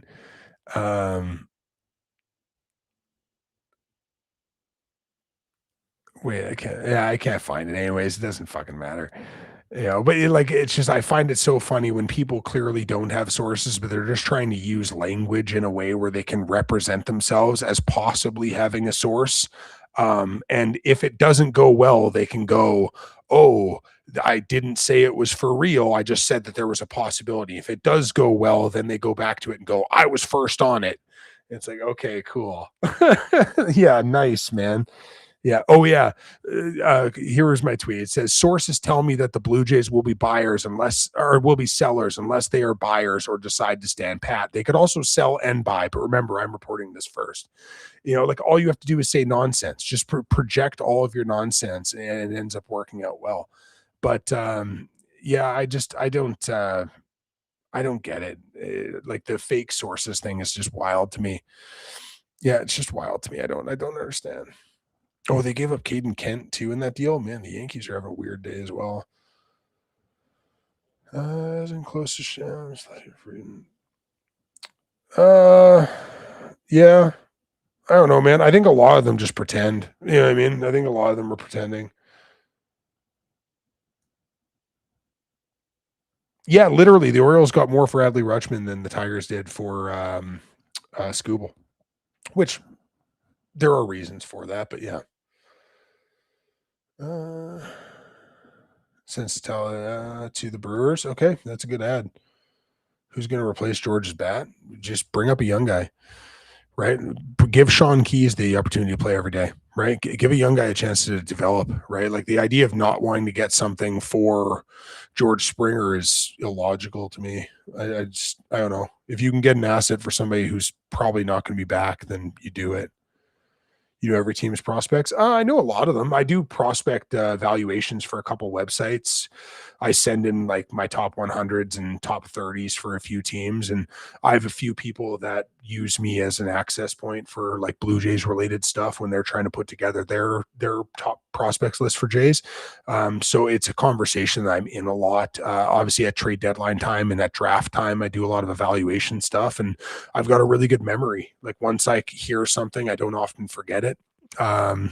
So it's kind of easy for me to, kind of fish through this because I retain information very easily. Like if you've watched my lives that I've done for like NBA draft and things like that, like it's very rare that somebody can bring somebody up that like I'm not aware of or I don't have some level of scouting report on when it gets close to draft cycle time. So obviously Major League Baseball scouts are a little bit different because there's so many players in the process, but I think that I have an advantage because my ability to retain information is it's my strong point. So yeah.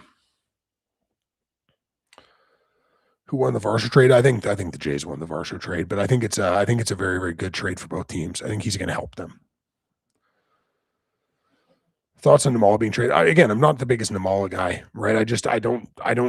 The power has to hit so big to such a real level to hide some of the other flaws. I just don't necessarily believe in it all the way. If it does hit, though, the tools are amazing. It's just there's a lot of questions about it. Yeah, you're live with Pensair. Like, what do you mean? Where somebody was getting me about prospects? Who? What prospect in the NBA draft wouldn't I have known?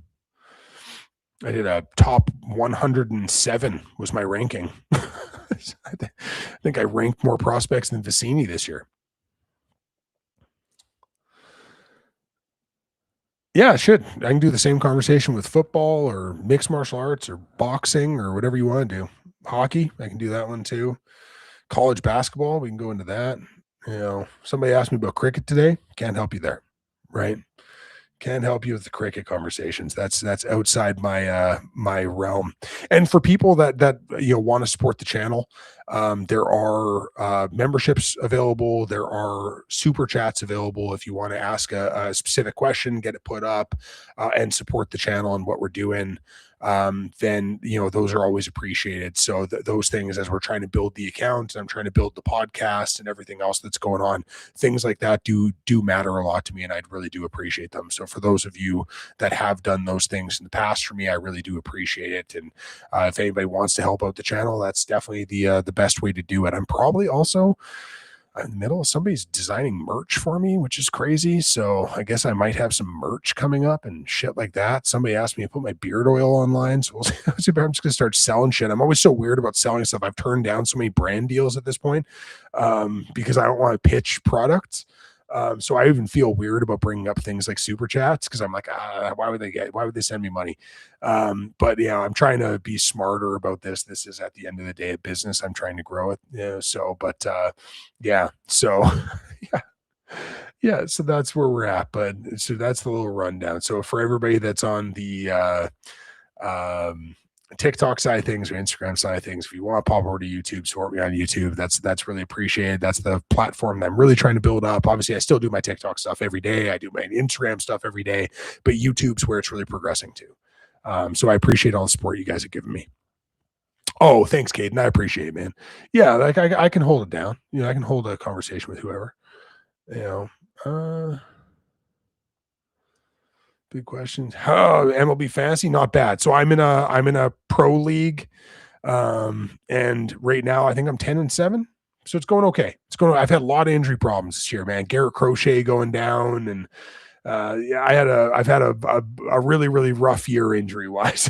I've had to battle. Let me just say this. I've used all of my transactions every single week. I'm really excited because next week, I think it's next week is when I'm having my NFL fantasy drafts happening, which is a little too early for my liking. I wish it wasn't this early because injuries are a real thing, but you can only do what you can do. So yeah. Yeah, it looks like Varsho is playing tonight though, which is hilarious. Absolutely hilarious. Um, when was the last time that Spencer Getty?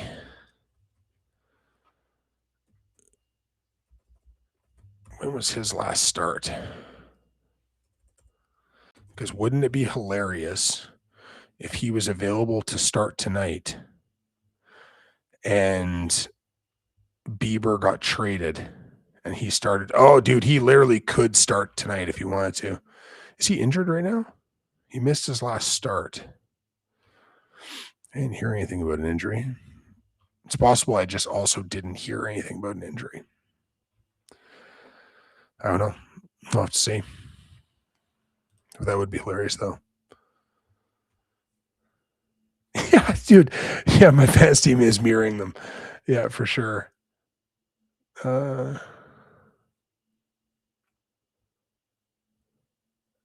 Injured foot. He is on IL. Okay. Yeah, yeah. I was gonna say he hasn't pitched since the 24th. So, what's the prognosis there? Quick tour. Yeah, well, like I said, that would be a hilarious thing if that actually ended up happening. If Beebs was traded.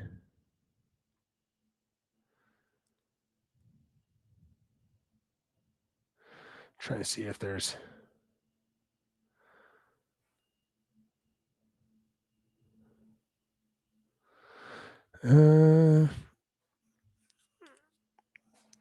No, I think there's more to come. I think there's more to come for the Jays. I think there's gonna at least one more. I hope there's two more. But yeah. I'm trying to see if there's any new rumors or anything like that that's popping up now.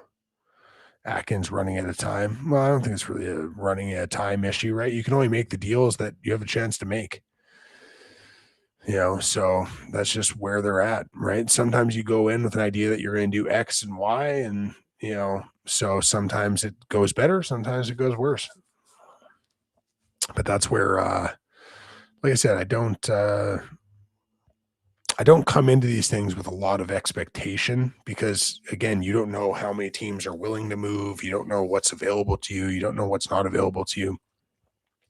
And for the most part, none of us will ever know what was truly on the table and what wasn't.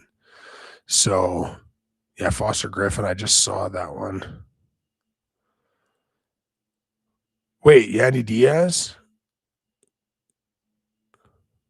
I didn't see that. I think that guy's trolling. I think that guy is trolling.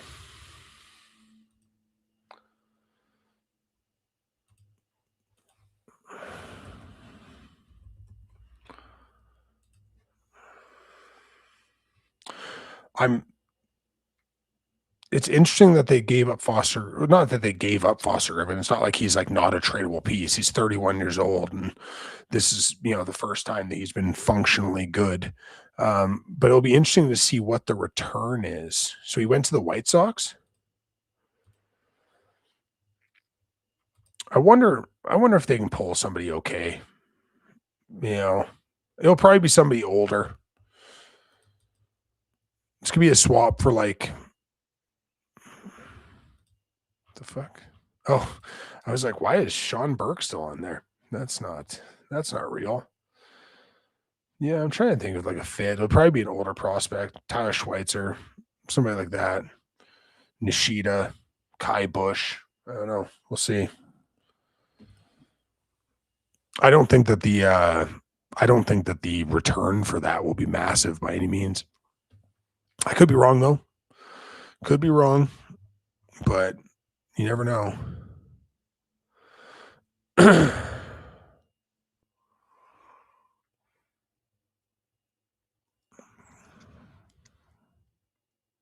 Hoffman's getting hugs in the Jays.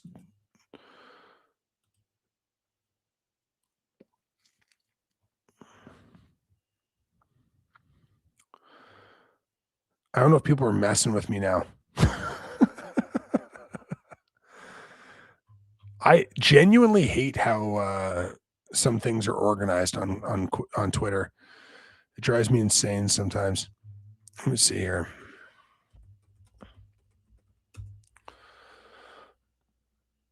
Yeah, Hoffman getting hugs. Send Hoffman to the Twins. Get me Kendry Rojas back. If they get Kendry Rojas back, I swear to God, I'm going to go kiss Ross Atkins right on the mouth. That's what I'm going to go do. If they get my guy back, I will lose my friggin' mind. That's the only time I've been upset with him in recent times is when they traded Kendry Rojas. Now, again, you can't be too mad because they obviously got Louis Varland, but it will be very, very interesting to see what they can grab here. There are some super fun prospects in this system. And there are some guys who have been fun prospects that are really, really, really underperforming this year in this system, but there are guys who are fun. I wonder how close to major league ready, whoever they get, they're going to want. Let's see. Yeah, not the way I'd go. Marco Reyes, fun.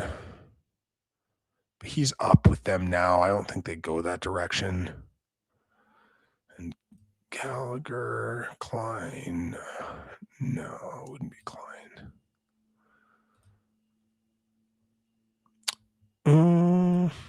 That kind of fits. I imagine the Jays would like Ben Ross.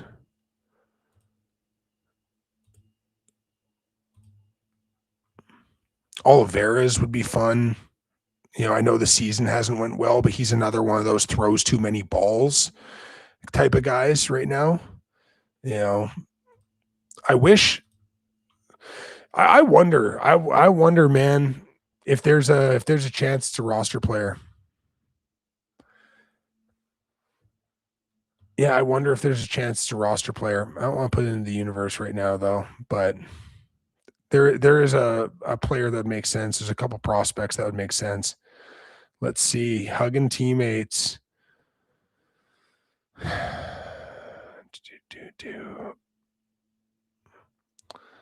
Let's see.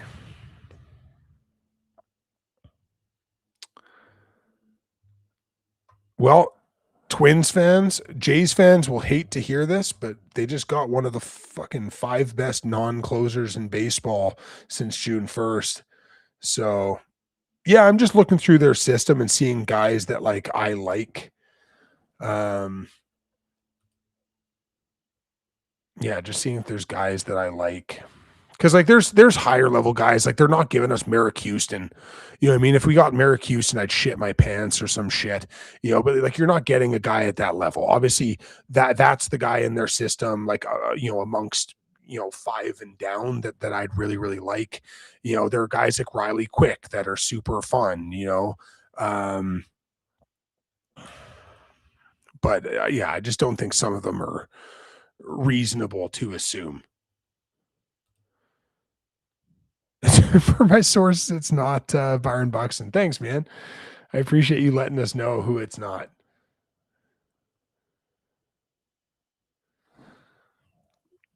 Yeah, I'm still waiting to see what this return is. If it's Kendry Rojas, I will literally die.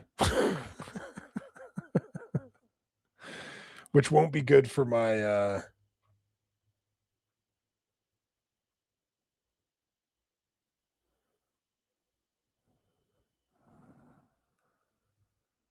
trying to.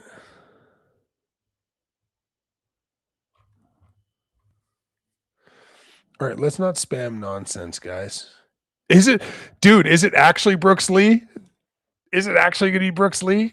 What did I just say? There's a player on the roster that I don't want to put into the universe that I think would fit really well organizationally. So if it's actually Brooks Lee, that's kind of hilarious. Because I do have faith that Brooks Lee is going to be a good pro. People will shit on it. People will shit on it immediately. But like I don't know. I like Brooks Lee as a prospect in general. I know he's getting older now. Like he's not really prospect age because he's had the 2 full seasons. But I do like Brooks Lee as a player. So, and again, you're moving off money this year and money next year as well. So let's see what the final feed is on this. But again, people might not respect what Jeff Hoffman's brought to this team and what he's done recently. And if you don't, like, that's fine, but I am going to judge you for it a little bit, I'm trying to see. Still no official on it. I prefer to talk about stuff once it's official rather than speculated, but we'll see. We'll see what ends up popping up. Yeah, I don't know if it's a emotional relief. Sorry, I hit the mute button. Hit the mute button there.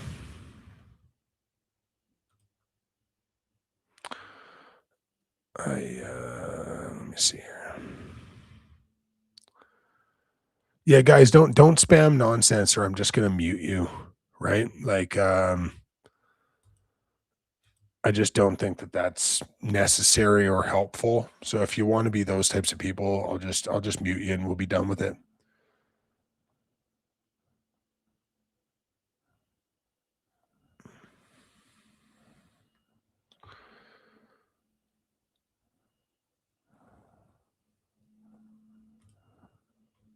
Sorry, I'm just trying to. Wait, is that an actual return? Like, are we being real that it's is it Hill, Klein, and is that what we're going with? Hill, Klein, and Pena? Pena's more like Pena's a little bit more of just like a throw in. But like, yeah, I've got no problem with the return. Like this again, it fits with the Toronto Blue Jays, right? Like Dasan Hill is 6'5", only 20 years old. He's in high A, big time fastball, big time slider. But again, what have I talked about a million times already today? The Jays do not care if you don't throw enough strikes because they're confident they can get you in zone. They're looking for premier ability to swing and miss. 45 innings, 41 hits. He's given up 37 walks and 77 strikeouts. Big arm, ton of swing and miss, gets up to triple digits, and he's a lefty. Like Dasan Hill is quite good, right? Like is quite good.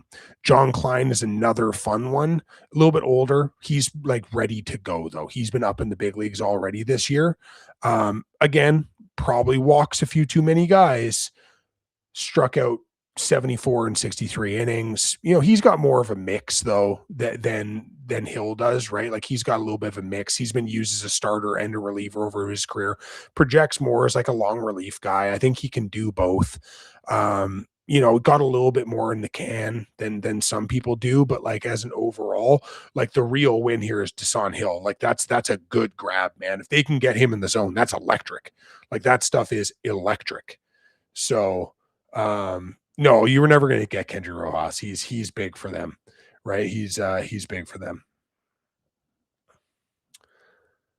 Yeah, no, it's a good one. So Klein gives them somebody close to the big leagues right now that can eat innings if they need, which again says to me that maybe there's one more pitcher moving. But like Dasan Hill is a real grab. Like that's a real guy. So again, you're going to look at the ERA this year and you go, dude, it's not about the ERA with him. It's about pure stuff. He just doesn't throw enough strikes right now. He just does not throw enough strikes. And that's where the fall down point is. He is only a starter right now. There is reliever risk with him though. A couple years ago, he was a player that I really liked out of the draft. So, I haven't been as big on Klein, but yeah, Hill's really nice. So Hill's a nice pitcher, like for sure, like 100%. So that's a good grab. Pena, I'm going to have to look up. This is one of those ones that I'm going to have to look up. Let's see.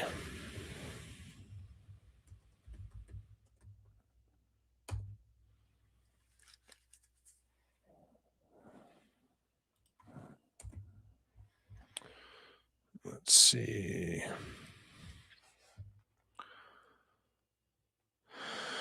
So, okay, actually, Pena's kind of interesting. No power, kind of middling overall skills, smaller guy. Those numbers are always wrong, though. 20 years old, almost 21, high A. He, again, no power to speak of. He's another guy that like has not hit home runs at any level. Results are fine though. Did really well in A-ball, got moved up to AAA or to high A, and it's fallen off a little bit. Huge on base skills, seems multi-position. He can play second, he can move around a little bit, but yeah, he's going to be Rule 5 eligible next year. But yeah, Pena seems like just more of a throw-in. But the big get here is Hill's legit. Yeah, Hill is legit. So I'm very, very excited to see that one. Let me just see if I can get a final thing.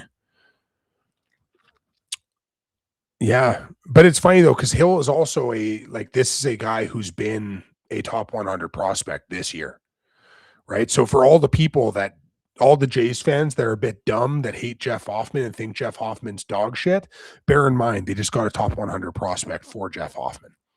So yeah. So just going to put that out there for all of the and $250,000 in international space as well. So they got 3 players, including a fringe top 100 prospect and international cap money for Jeff Hoffman. So for all the people that don't understand why Jeff Hoffman's viewed the way he is positively amongst people, it's because you don't understand the game very well. So yeah. So that's my shitty statement towards people that hate Jeff Hoffman. Yeah, that's hilarious to me. How do you get such cheap seats? Yeah, that's hilarious, though. That's hilarious. Yeah, he's frustrating because he's allowed runs in 6 of his last 38 appearances. Yeah, what a frustration that is to have a 1.21 ERA for half of the season. It's really brutal that he's had 4 games this year that he blew up in, and it accounts for 80% of the runs he's given up all season. But yeah, no, real frustrating. It was real frustrating when he was absolutely nails through the entirety of the playoffs, except for one home run that he gave up in Game 7, which is obviously a massive home run that he gave up. Did not lose in the World Series. They do not get past the Seattle Mariners with how Jeff Hoffman performed. right? The fact that he was a zero, or he allowed one earned run in September last year in the stretch drive, allowed one earned run in the playoffs before the home run. Like it's nonsense. Jays fans have selected memories because again, they're bitter, sour hockey fans who have been brutalized by a dog shit hockey team that they reluctantly cheer for because they were born into it. You know, yeah. So that's my rant. What do we get back? We got back basically a top 100 prospect, somebody who was on some top 100 lists this year in Dasan Hill. We also got back John Klein, who's like a good like fringe starter, could project maybe a little bit better out of a relief role. I think the stuff would play up nicely. And then we got Demore Pena and $250,000 of international free agent signing money for Jeff Hoffman. But yeah, I know he's dog shit. That's why you got 3 players and money, because he's not good. Yeah, Jeff Hoffman, like I said, he gave up the home run. Last time I checked, so did Trey Savage, so did Shane Bieber. But yeah. No, yeah, after next year. So not this year. We got back nothing good for a good reliever. Dasan Hill is really good. Again, if you want to look at just Hill, honestly, right now, if I'm ranking him in our system, I'm probably there's a chance I'm putting him at 6. Like there's a real strong chance I'm putting him at 6. There is a chance I'm putting him at 5. No, he'd be at. I'm looking at that pipeline. It would probably be 6 for me, maybe even 7. But yeah, he's good. The moral of the story is he's good. Like I said, the results are just because he didn't throw enough strikes. Yeah, dude, literally. Yeah, it's a very, very, very fun system, even though we've traded off people, right?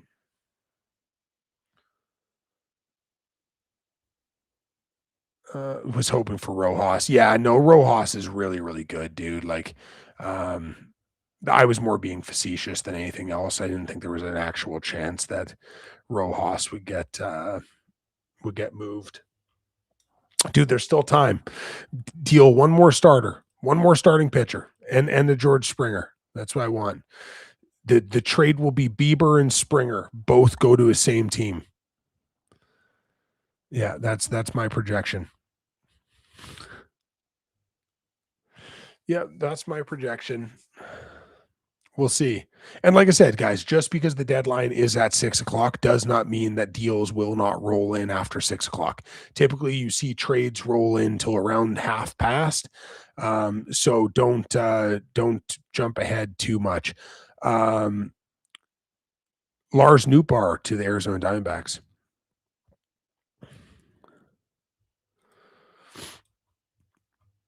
What else we got?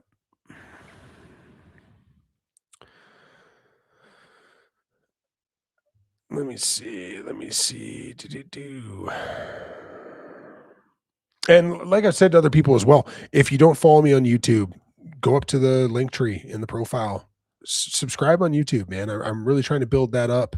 And yeah, the sport's appreciated. Like I said, if you want to really support the channel, if you're really trying to support what I'm doing here, you can pop over there, do a super chat or a membership or something like that. That's how I kind of continue to build these channels, right? So if you want to support the channel, that's the best way to do it. And like I said, I enjoy and appreciate everything you guys have done for me. And like I said, subscribe to me on here, subscribe to me on YouTube. And like I said, I'm hoping to get to 2,000 followers or subscribers on YouTube. Hopefully by the time my kids go back to school. That's the primary goal. So, and I'm at a good pace right now. So we'll see what's happening. And then obviously the new podcast is coming out through True Sports Live. So that is a basketball oriented podcast, and that will be coming out in no time as well. So we're going to start recording that week after next. So that's a little rundown of what I've been up to. But yeah, no, if you're on the TikTok side or the Instagram side, and you want to subscribe to my YouTube channel and give me support over there, I do really appreciate it. Got a better return for Hoffman and Scooble. Not quite, but yeah, no, it's a very, very good return though. Stop spreading information. Hill isn't good. Oh, okay, cool, man. Appreciate it. Yeah. Yeah, I love when people just yeah, so, like, I was a dual sport college athlete. I played college baseball and college basketball, and then after college, I went on to, have the ability to play baseball at a higher level, which was cool. Now I run a rep basketball program in my community, and my career is I am the pitching coordinator and one of the coaches for a baseball organization in the Toronto area. And that's what I do for a living. And I do streaming and podcasting and, different media appearances and all that kind of stuff. And some freelance journalism and a little bit of everything. But yeah, like coaching is my primary career, and I'm just a washed up former athlete. Yeah, I'm based in Southern Ontario. I coach for Ontario Prospects.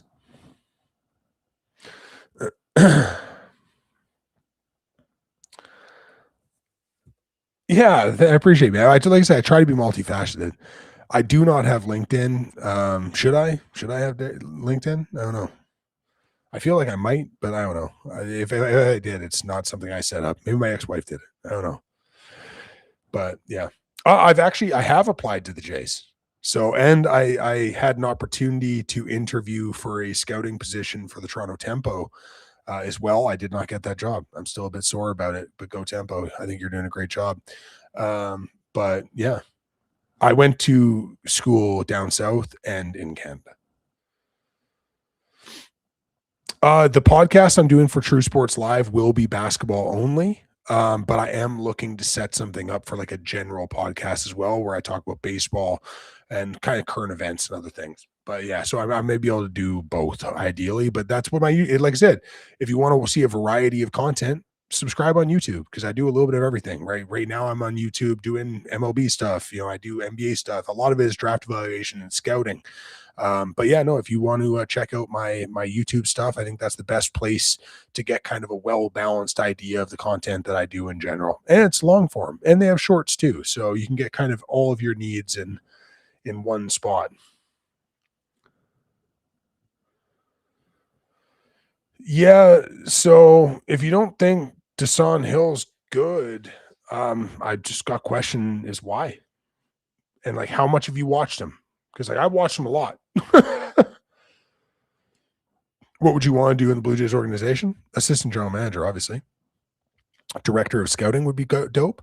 I would also take regional scout. I would take pro scout as well.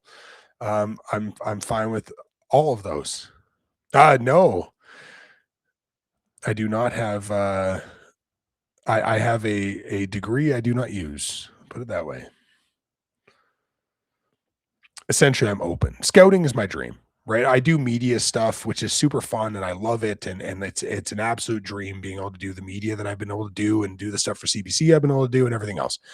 The dream is scouting, right? The dream is to be that guy evaluating players. That's what I want. That's my dream. Yeah.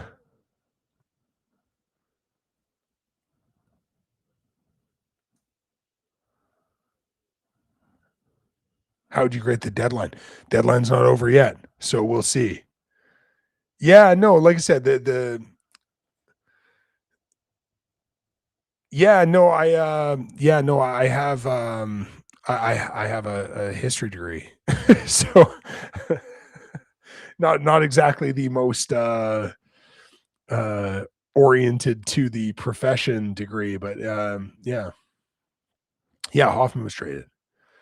Yeah, so far I'd say that I would give the deadline like a B plus to an A minus. I think that it's very good. So Klein's interesting because Klein could start right now if you wanted him to.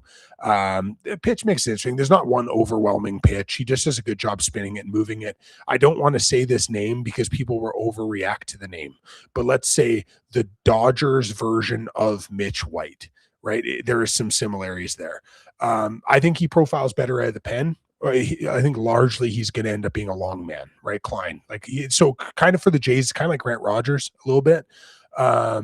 Desan Hill is just a flamethrower. Like it's elite stuff. He just walks too many guys. Like I've said about 50 times during the course of this day, the Jays do not care if you walk too many guys. They're confident they can fix it. So that's something that they really don't care too much about, and they're willing to take a risk on that if you can get elite tools. Desan Hill is up to 100 miles an hour with his fastball from the left side with nasty secondary stuff. He just spends too much time out of the zone. At worst case scenario, you're talking about a guy who's potentially be like a truly elite back end reliever. If the control hits, he is a very, very fun arm. This is the type of lottery ticket that you like to take. So I think he's a very good pitcher. But yeah.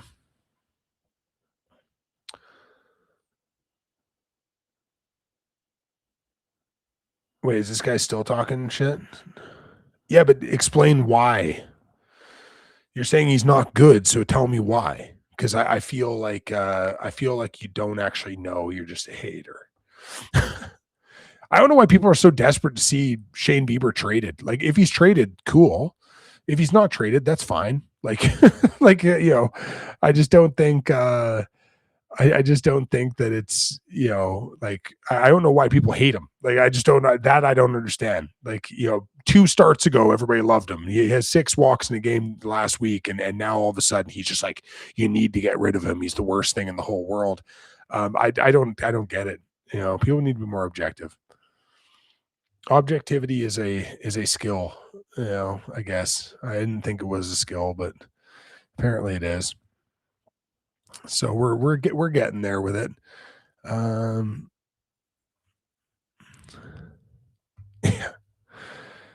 I'm trying to see. There's a few more things that are coming. Kirby Yates to the Pirates.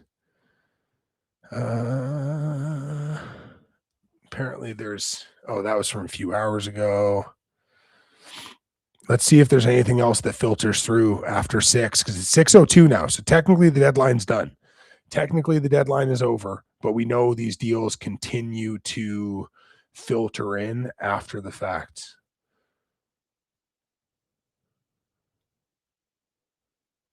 He has a bad track record? Like, bad track record of what? Are you talking about ERA? Like, Jays are done? Is that what Ben Nicholson Smith said?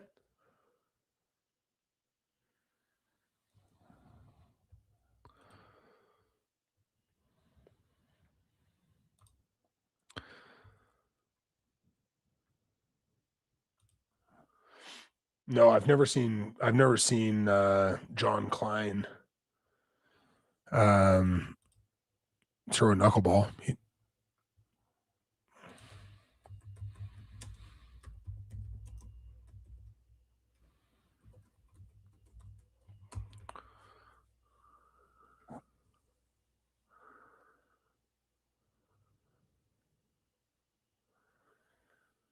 Yeah, I don't see anything about, you know what,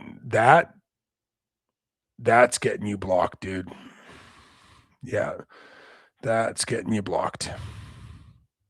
I don't like that. You know what? That shit pisses me off. So that guy's blocked now. Don't say stuff like that about another human being if there's no truth to it. That's ridiculous.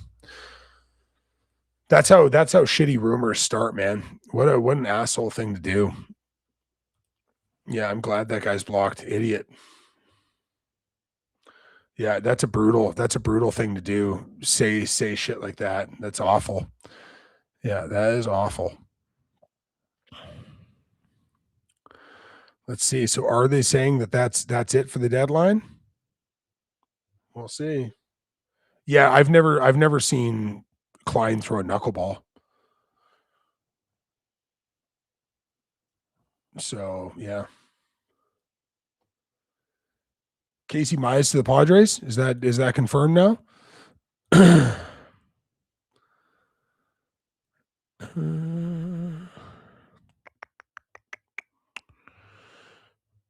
Casey Mize going to the Padres. We'll see what they get in return. Padres don't have a whole lot, man. Like, Mize is pretty good, but like, I don't even know like what the Padres, like, they're not going to give up Salas. Like, are they going to give up like Cash Mayfield? maybe, or Schoolcraft, maybe, like, those are high guys though, man. Like, like I said, I expressed earlier that Tucker Musgrove was somebody that I really liked. Um, but yeah, no, their system as a whole is pretty bad. So maybe they're gonna get a haul. Imagine they got Ethan Salas in that deal. That would be nuts. That would be nuts if they did. Um, yeah, so Scherzer, Springer, Bieber staying put. That's the way it seems. Which, like, at the end of the day, that's fine. I thought they'd deal off one more. I thought they'd deal off one more pitcher for sure. I was hoping that Springer would go, but like it's tough to make it work. Like if he said like the only team he wants to go to is Boston, and Boston had other ideas, then that's what ends up happening. It's interesting to say that you know they sold some pieces, but I think the team's pretty good right now. You have to rely on young players, obviously, for the offensive side of things. Yeah, the amount of starting pitching is kind of interesting. That's why like I really find it interesting that they didn't deal one more off. But yeah, I don't know. It's strange to. I wonder what they're gonna do. I maybe watch. They're gonna phantom DL or IL Scherzer or something. Well, and like there's a possibility too. Like Urgetty's on the IL right now. Maybe he's still a ways away, right? So that would put them at 6. Maybe they decide to roll with 6 for a little while. How do you fix the batting issues? You do it in the offseason, right? For right now, you just play the young guys, right? No Varsho, bring up Bateman, bring up Clase. In terms of the Hoffman role, you roll Spencer Miles into that setup role now. You let the young guys get an opportunity to go and do some business. Workman, Mayfield, Jackson Wolf. Is that really what the return is? Like Mayfield's interesting.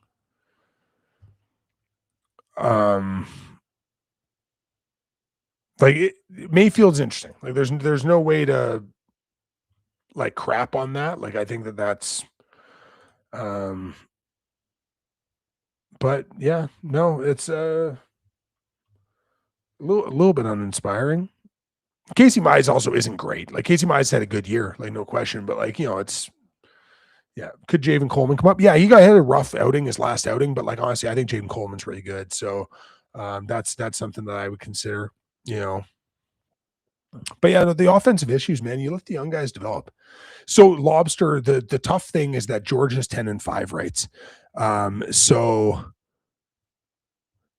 Raps will cover? Oh, and Rapsville. I was like, where's the cover? Thanks, man. I really appreciate that. I appreciate the love. But yeah, the offense, you just let the young guys go, right? Let them develop because there are a lot of fun pieces in this system. What grade are you giving the Jays for the trades? Honestly, so I think they could have done more. So I think if it's just on the trades that happened, I would honestly give it like an A-. Because they could have done a little bit more, I'd say that the deadline's a B+. I think they did a really good job. I think they accentuated a lot of things inside their system that needed accentuation. I think they added depth. I think they added a couple really fun pieces. They moved some money. And they did a really good job. They have like a bunch of money available for international free agent signings now too, which is interesting. But yeah, I'd say a B+ for the deadline as a whole. Like I said, if they would have moved off of a little bit more money, the rating would have been very, very, very high for me. But I think it was a good job by them. Each of the individual trades they made, I see the logic behind. I like them. I just wish they would have done a little bit more. But at the end of the day, like keeping Bieber is not a bad thing. Scherzer is what Scherzer is at this point. There was no marketplace for Scherzer. Let's be real. If you were going to give him, you're going to give him for free. 10-5 rights means you've been in the league for 10 years and you've been with the same team for 5, which gives you veto power over trades. So for George Springer, for them to trade him, they would have to go to him and say, hey, are you willing to be traded? And if he said yes, he could say, yeah, but I'm only willing to go to one team, and or to a selection of teams. And then you'd have to make that work. So it's hard to move George Springer. The Bieber one, Scherzer had no trade clause apparently in his deal, so he's good. But yeah, it's just basically a no trade, right? Yeah, Vodnik to Miami. I saw that as well. Yeah, so I don't think we're gonna get under 284, unfortunately. So hopefully we can get to sixth or better, sixth or worse, depending on how you want to look at it. Or else the pick will probably drop by 10, unfortunately. So the worst case scenario is this is kind of like the Jakob Pearl situation with Toronto Raptors, where it was like, oh, we're gonna trade a pick because we don't think we're gonna be that bad, and then you trade away the eighth pick. But this is one of those. If they finish seventh or eighth, now all of a sudden it's 17th or 18th. So we'll see if I don't think they moved enough money to get under that marker though, but it's unfortunate. Hopefully we can finish sixth or worse, because if you're in the top six, the 10 pick penalty doesn't apply. Why don't we get Ketel Marte? Money. It's just a bunch of money, and there's no need to trade asset base for him right now if there's if this isn't like a playoff team right now. Big league club better or worse after today? It's worse. It's worse today, right? Long term, it's healthier, right? But like Hoffman's been extraordinary since June 1st. Gossman's a good pitcher, right? Now Soriano's better than Gossman. That's without really saying much. Varsho, like for all the Blue Jays fans, they hate him. Like Dalton Varsho's a good baseball player, right? So they traded away assets. They got some really fun assets in return, but like the on-field team is slightly worse today than it was yesterday. Long term, the organizational strength is much better though, right? So it's just the two ways you got to look at it. No, the eighth pick was picked by San Antonio and they ended up getting Rob Dillingham. They traded it to Minnesota, but no, Jacoby was picked 17. Something like that. Yeah. But yeah, so it is what it is. But overall, it's a good deadline. Like I said, Scherzer and Springer, they had no trade clauses. So for Scherzer and Springer, they would have had to agree to be moved. So there's a possibility that both of them said, no, we're riding this out. And then that's the end of that, right? Bieber, like I said, like maybe there's no marketplace for him, right? So, but like you can't blame them for Scherzer and Springer because those guys would have had to have agreed to be moved. So that sometimes there's just no marketplace if a guy's not there, right? At the end of the day, nothing you can do about that. I wish there was. I wish you could do more, but you can't. So long term, they raised the floor. Honestly, long term, I think they raised their ceiling as well because like the best player either traded or acquired in any of the deals that were made today by the Toronto Blue Jays was Jose Soriano, right? Like at the end of the day, the best player that was moved was somebody that we acquired. So it's the ceiling was also raised today, Kev. Best free agent Blue Jays signed this offseason thoughts as of now. It's so tough to say, just because we don't know what the CBA looks like. So if there's a salary cap, then the Toronto Blue Jays probably have to sell off assets. If they put in a cap at 247 million or something, and the Blue Jays can't sign shit. If they don't put in a cap, then the Jays are going to go gangbusters, and then you can have a real conversation about who's available. But I think they'd more look towards the trade route than free agency necessarily. But but it's tough to say right now because we don't know what the financial realities of Major League Baseball are going to look like after this season. Yeah, and that's the other thing too, man. Like Bieber's still back off injury. Like, he's had a couple of really good starts, a couple of really rough starts. There's a possibility that, like I said, we he builds himself up. We can QO him, give him the qualifying offer, right? If he takes it, dope. If he doesn't take it, then you can collect. There's going to be a 40-man crunch. No, it's not an overwhelming crunch, but like there is going to be a 40-man crunch, but like there are a lot of bodies that are expiring as well, right? So part of that is relieved by the fact that there are guys who are going to be heading out anyways through free agency. But no, we saw the thing a few minutes ago. BNS said that there was no more trades coming. So like I said, B+. I thought they did a good job. I thought that there was maybe a little bit more they could have done, but you don't know, like I said, like what the situation was around whether or not Springer and Scherzer gave permission for a trade to be had. You don't know what the standing of that is. So hopefully, like I said, we'll see if the Jays do well. I'm really hoping that they just say, hey guys, we're going young for the next 2 months. We're going to let Sean Keys and we're going to let, Bateman and Clase and all these young guys just really come out and have an opportunity to perform and show kind of what they're doing, and grow and develop. And hopefully we can bottom out a little bit and draft near the top of the board next year, because I think that that's more beneficial in the long term. But yeah, so that's what my thoughts are. I'd go super young for the next 2 months, let all the kids play. I know fans will be pissed off because like they don't understand, that that's like the best thing for development sometimes, but I think that that's the move and that's the way that I'd be going about it without question. So we'll see what they decide to do and what they're able to do. There might be some phantom IL situations going forward.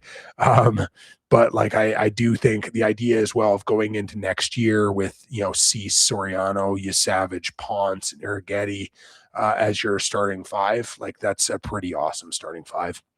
So I do really, really like that. And there's other guys coming beyond that. So awesome return on a couple of these deals. It's been like, hey, my voice is cooked. Like, there's no question. Like, my voice is absolutely cooked. I'm gonna have no voice tomorrow at all. Um, but it's been fun. I've done, I don't even know, 5 or 6 hours of of trade deadline streaming today. And like I said, it's been a good time. And um yeah, and we'll go from there, man. Like we'll go from there. But oh man, we'll talk Juju Watkins because that's going to be a point of conversation in my next basketball live, which hopefully I'll do one tomorrow night for NBA stuff and WNBA stuff and everything else. But for now, like I need to go get some water. I need to go ice my throat. And I hope everybody had a great time. And like I said, for the people on the other side, if you're on Instagram or if you're on TikTok, please hop over through my link tree in my bio and subscribe to my YouTube page and give some support over there, because that's the thing that I'm really, really trying to build up and grow right now. And I appreciate all the support and kindness and everything that you guys have given me. And like I said, like if you want to support the channel, there are things like super chats available and memberships on YouTube and a whole bunch of other stuff. And yeah, follow me across all services if you can. But I'm super excited for the support, and it's been so much fun. And when the podcast comes out and everything through True Sports, I'll make a big post, and hopefully you guys enjoyed that too. So for now, I'm going to sign off.